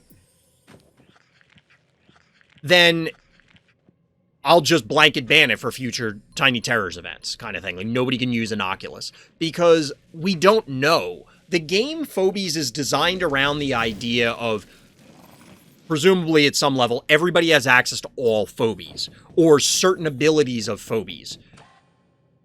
If we remove that by eliminating the rare and ultra-rare rarities, that might, even though they're higher rarities and therefore less people would have them overall, because, higher rarity, it doesn't mean that the game continues to be at the same balance. So it'll have to be interesting. Why not let people ban any phobie before matches? Because I think that's a bad idea in general. We've talked about that before. I don't think phobie bans are a good way to go in general. Certainly not where we're already in a format where we're already handicapping people's collections. Yeah, I don't think that part's going to happen, Big She. Probably going to start the fight against Urk at the end of the day. Monday already started for me. Fair. That's fine. I mean, we have time. The bracket system allows you to play the games a little more quickly because you don't have to wait for the round to start. Ooh, Urk with the Wiggy. We get a little Wiggy action.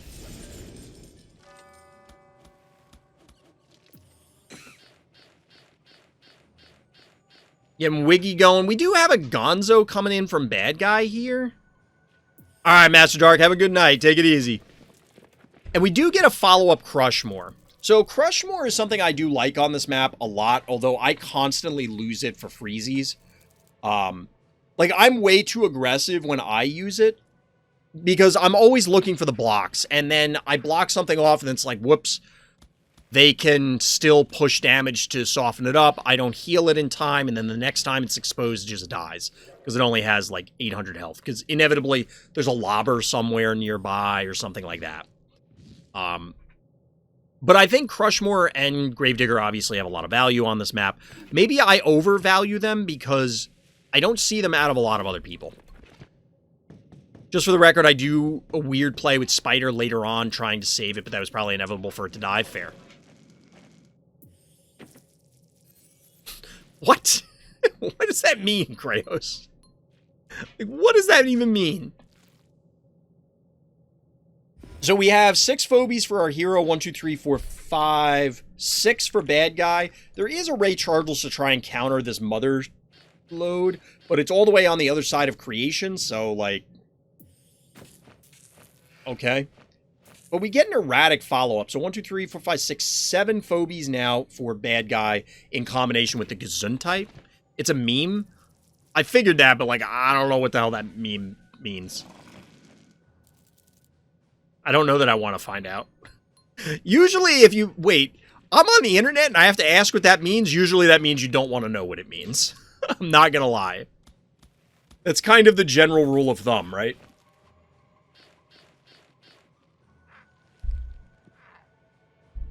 But anyway, even panic points here. This is a more stable position for Crushmore to possibly block something out, lock something off.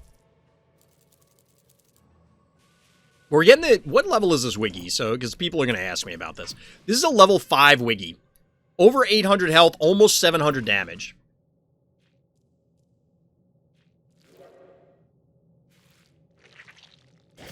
This is possibly a dead erratic. This is a dead erratic, isn't it? Did I open any packs yet? No, I'm waiting for the next disbursement of coffee. It'll probably happen sometime this week. So, maybe next weekend we'll be doing it.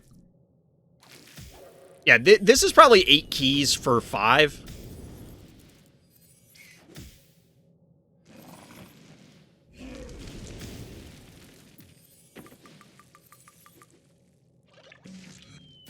Oh, you can't get this. I do like the block here. Forces some repositioning. Now, realistically, bad guy can probably clean up these two. This can fly to here. This can swing in. This can lob. This can get juiced. It would be very difficult for these to live. But ultimately, that means that bad guy is just losing keys on top of losing keys. Maybe you could have killed the Gesundheit. I don't know. The only way I think you could have done it is if you went in with the Mother Load and did the AoE ability. But then I don't know if you have enough damage to actually kill the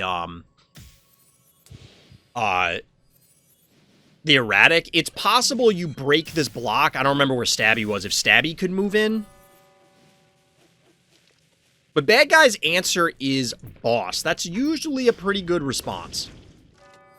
But Cassowary and Gesundheit bite the dust, so as the smoke clears, we have Spider, Wiggy, and Cowbell, or Erratic, Cassowary, Canine, and Gesundheit. In favor of our hero, I mean, you could argue maybe the Yoink is more valuable. Like, that's worth more keys than appears on the surface. But we get a Graylien as follow-up, which is just in... It's pleading for boss to you're fired here. This has got to be a bait. All the keys are gone for bad guy. 4-2 panic point advantage. Just under halfway through.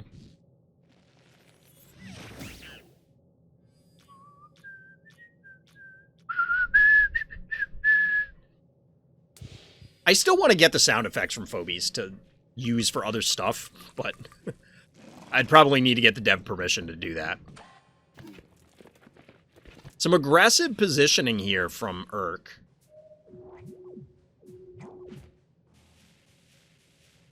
We cool for sub sounds? Yeah, that's what I'm thinking.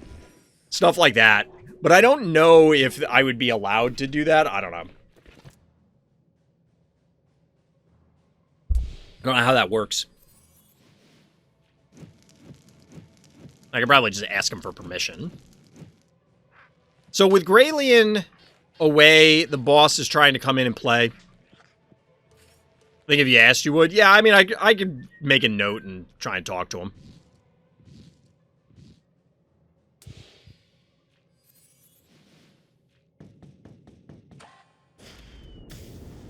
So boss is going to get softened up. A double block here. This is interesting. I mean, I get it. This does allow the Klepto to connect with this, because you can lob to here, and you basically get one hit. You know, you attack twice, but it's doing 50% each time. 0 keys remaining for our hero. We have Korn as our final phobie. So if boss goes you're fired and walks away, it's going to get Graylien. It's going to get Graylien now! Oh, okay, okay. I was going to say, like, you can't stay there. Bad guy equalizes the panic points, splits forces a little bit. Funny is, this boss hasn't really done a whole hell of a lot. But with no healers on either side, any damage is going to be permanent. Other than, I guess, Undead Life Leech.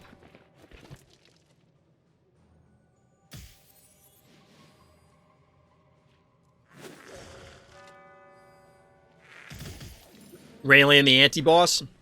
It might be.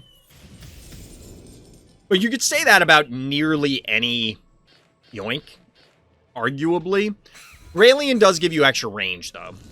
A little bit. Gonzo makes Ray Chargel's trade here, but I imagine both Primate and Ray are dead.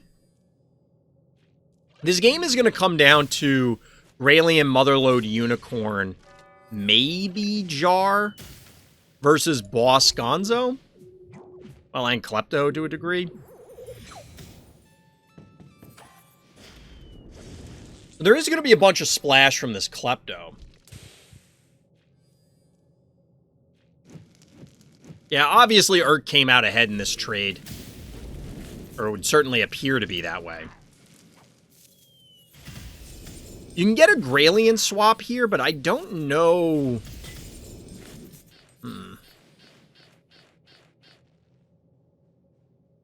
Like, this doesn't feel great. I guess it'll be fine, because the Klepto is going to have to make a choice. If you can kill this boss, you're probably fine. You might even get it to die to the fire.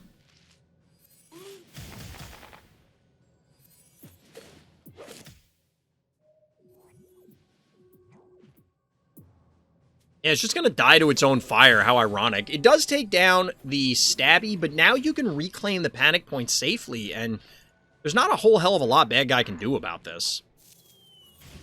You have an enormous life lead as Urk in this position, so even if you have to back off, which I'm not sure that you do, but even if you had to back off, you can just kind of wait.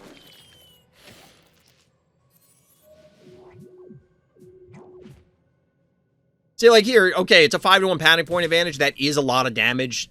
The life totals will get equalized or even handed to Bad Guy pretty quickly. But now Bad Guy has to start making some uncomfortable decisions.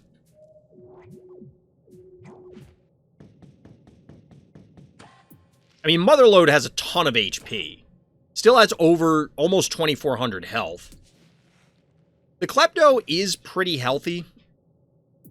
Just a touch under 1,800 itself. It's going to get a first hit here, but it can't stay. Well, I guess maybe it could. Because the Graelian shouldn't have swap up yet. No, no swap yet. Soon, but not yet.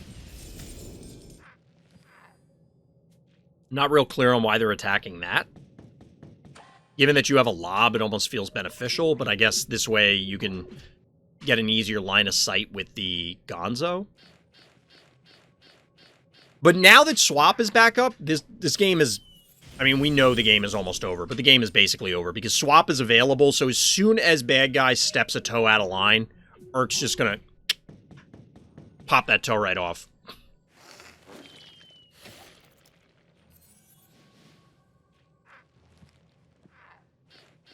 That whole analogy would work better if it was like a Jeeves or a Yeti or a Rocket Man or something, and there's a Frostbite metaphor in there. As such, can't quite have that. This is actually a hilarious switcher you onto the trap. Lol. Lol. Got him.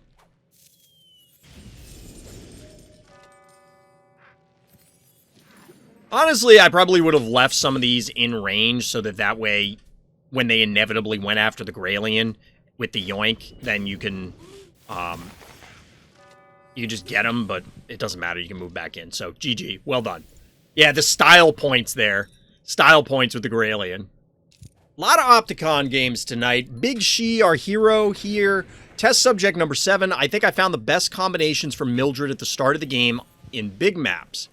I want to bring her fast as possible, then with the remaining keys, bring something big if the enemy tries to counter her. I need to keep mastering that.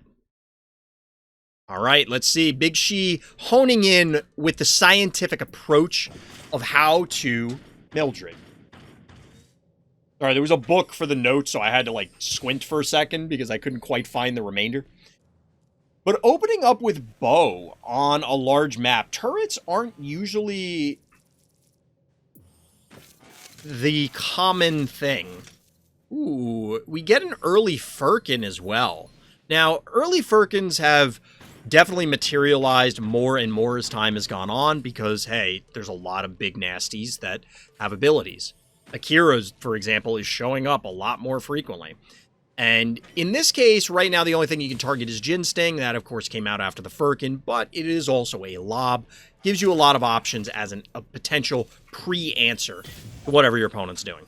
Plus, you get some free damage here going down on this Hevo. No healing spas, so notably you have to, you know, gotta deal with it a little bit. This is an interesting break. Is this a one-shot? Ooh, that's a good snipe here. Takes down the 1 key, so it reduces some damage that might have gone down on bow. It also reduces board presence, so you can back cap those points. We are now farther out from that Mildred, so we'll have to see how this goes. You're about to open your second Dreadful pack ever? All right. Everybody send their good vibes, their good energy to Fratute. Let's hope Fratute opens something awesome. No, no Rusty. No Rusties here, unless Fratute really wants Rusty, in which case, sure, have Rusty. But I'm going to go out on a limb and assume Fratute is not looking to pick up Rusty. Get out of here with that nonsense.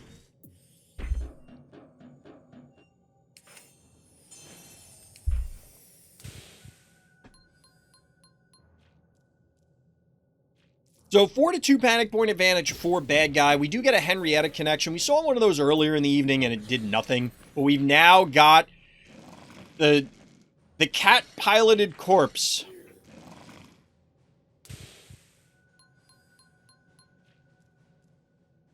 Oh my god. Uh-oh. What'd you get for Tute? What'd you get?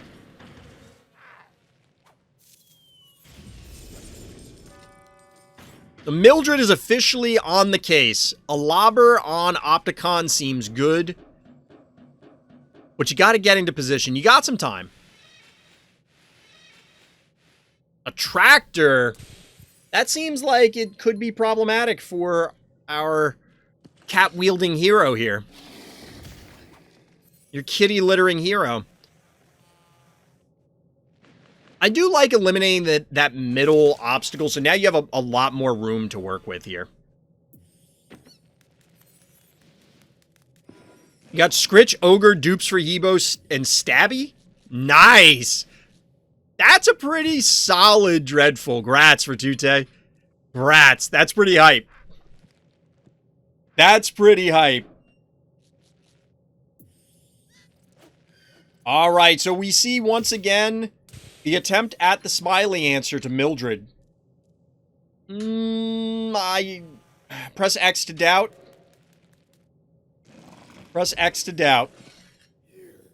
Overall, got really good upgrade cards. Nice. Grats, Fratute. That's the thing. Like, the upgrade cards do feel good when you can get something that's valuable. Ematic Ginsting supplements the forces for Big She. 10 keys remaining. 11 overall for bad guy, but only 6 available at this time. Get a little block there from Ginsting to ensure that Evo doesn't get pulled out of position. But here's the thing. Is Big She going to go for a big kitty littering on this Hevo? I could see it happening. Because, yes, it will get diseased, but as we've seen before, you can just heal through it. You can just tank through it. Evo 2.0 chews up the vast majority. In fact, one might say 70% of the keys for our hero. However, Mildred's not going for it. We're instead going to try to eliminate, or at least whittle down, the smiley first, it would appear.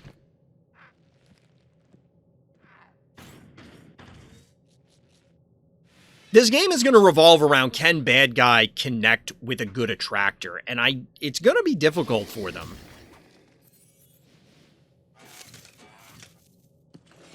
That's an interesting break. I mean, a block doesn't really get you much. I guess you could hit it with the, Really? I mean, yes, something... Oh, okay, okay. But can you kill the bow? Because that's the thing here. Can you kill the bow? Because if you can't kill the bow, they must be able to here.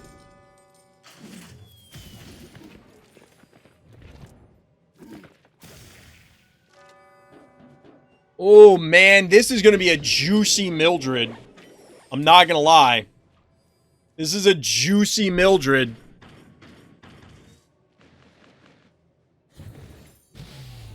Wham! I mean, yeah, there's a disease, but that Gravedigger was already diseased. Down goes Mildred. Get a little more bees going. Into some bees. Little Lucky Charms action going on. I mean, we did just... Bop! And suddenly, bad guys' forces are looking way less intimidating. Way less intimidating. Still 5 keys remaining. 5 keys remaining. But the Firkin doesn't even die. Penultimate Phobie is innocuous. Now remember, bad guy has had a panic point advantage for some time. Our hero's down around like 40%, 35%.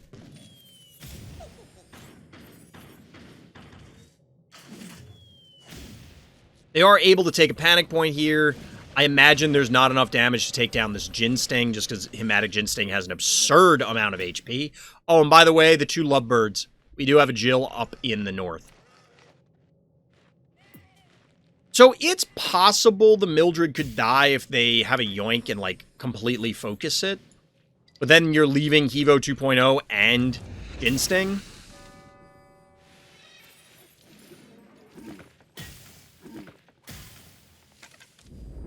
Evo might eat it, but that also means that the Mildred is going to get another good kitty littering, because these are still in range.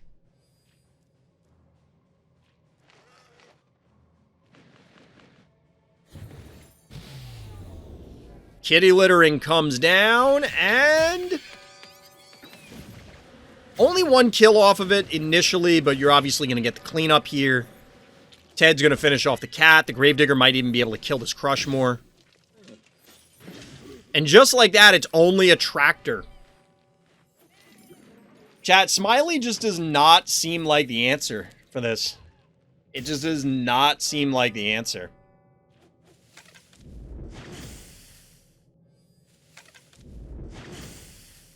The tractor clutch? Not in this game. Not this time. Depends on the composition of the team. I mean, yeah, I would agree. But and of course, the games that Big She has submitted are going to be, hey, you're probably going to be here showcases of Mildred's power. But we have seen a number of times where Big She is able to overcome Smiley. And yeah, I can see why it works. GG. GG. So chat, we got through lucky number 13 games. All of the remaining ones that are in the pool right now are repeats. And we are, in fact, at the end of the stream. I'm tired. We had some very long games that we managed to get through. Managed to talk about some fun stuff as well. Just to remind everybody, if you're interested in playing in Fright Night, there are still slots open. You can find out details in the Random Thoughts Discord. There's, of course, also Tiny Terrors. The event is currently going on, but we're hoping to start up another one soon. By the time this goes live on YouTube, maybe we're into the next one. But if you're interested in any of that, or you want to come by more live streams, you get notifications from the Discord, and the link for that, for both, of course, are in the description. Likes and subscribes, all that fun stuff. We'll be back tomorrow for some variety. We're going to close up shop. Like I said, we'll be back tomorrow for variety, back at the end of the week for both regular streams and, of course, Fright Night on Saturday. But as always, everybody, thank you for listening, thank you for watching, and Black Lives Matter.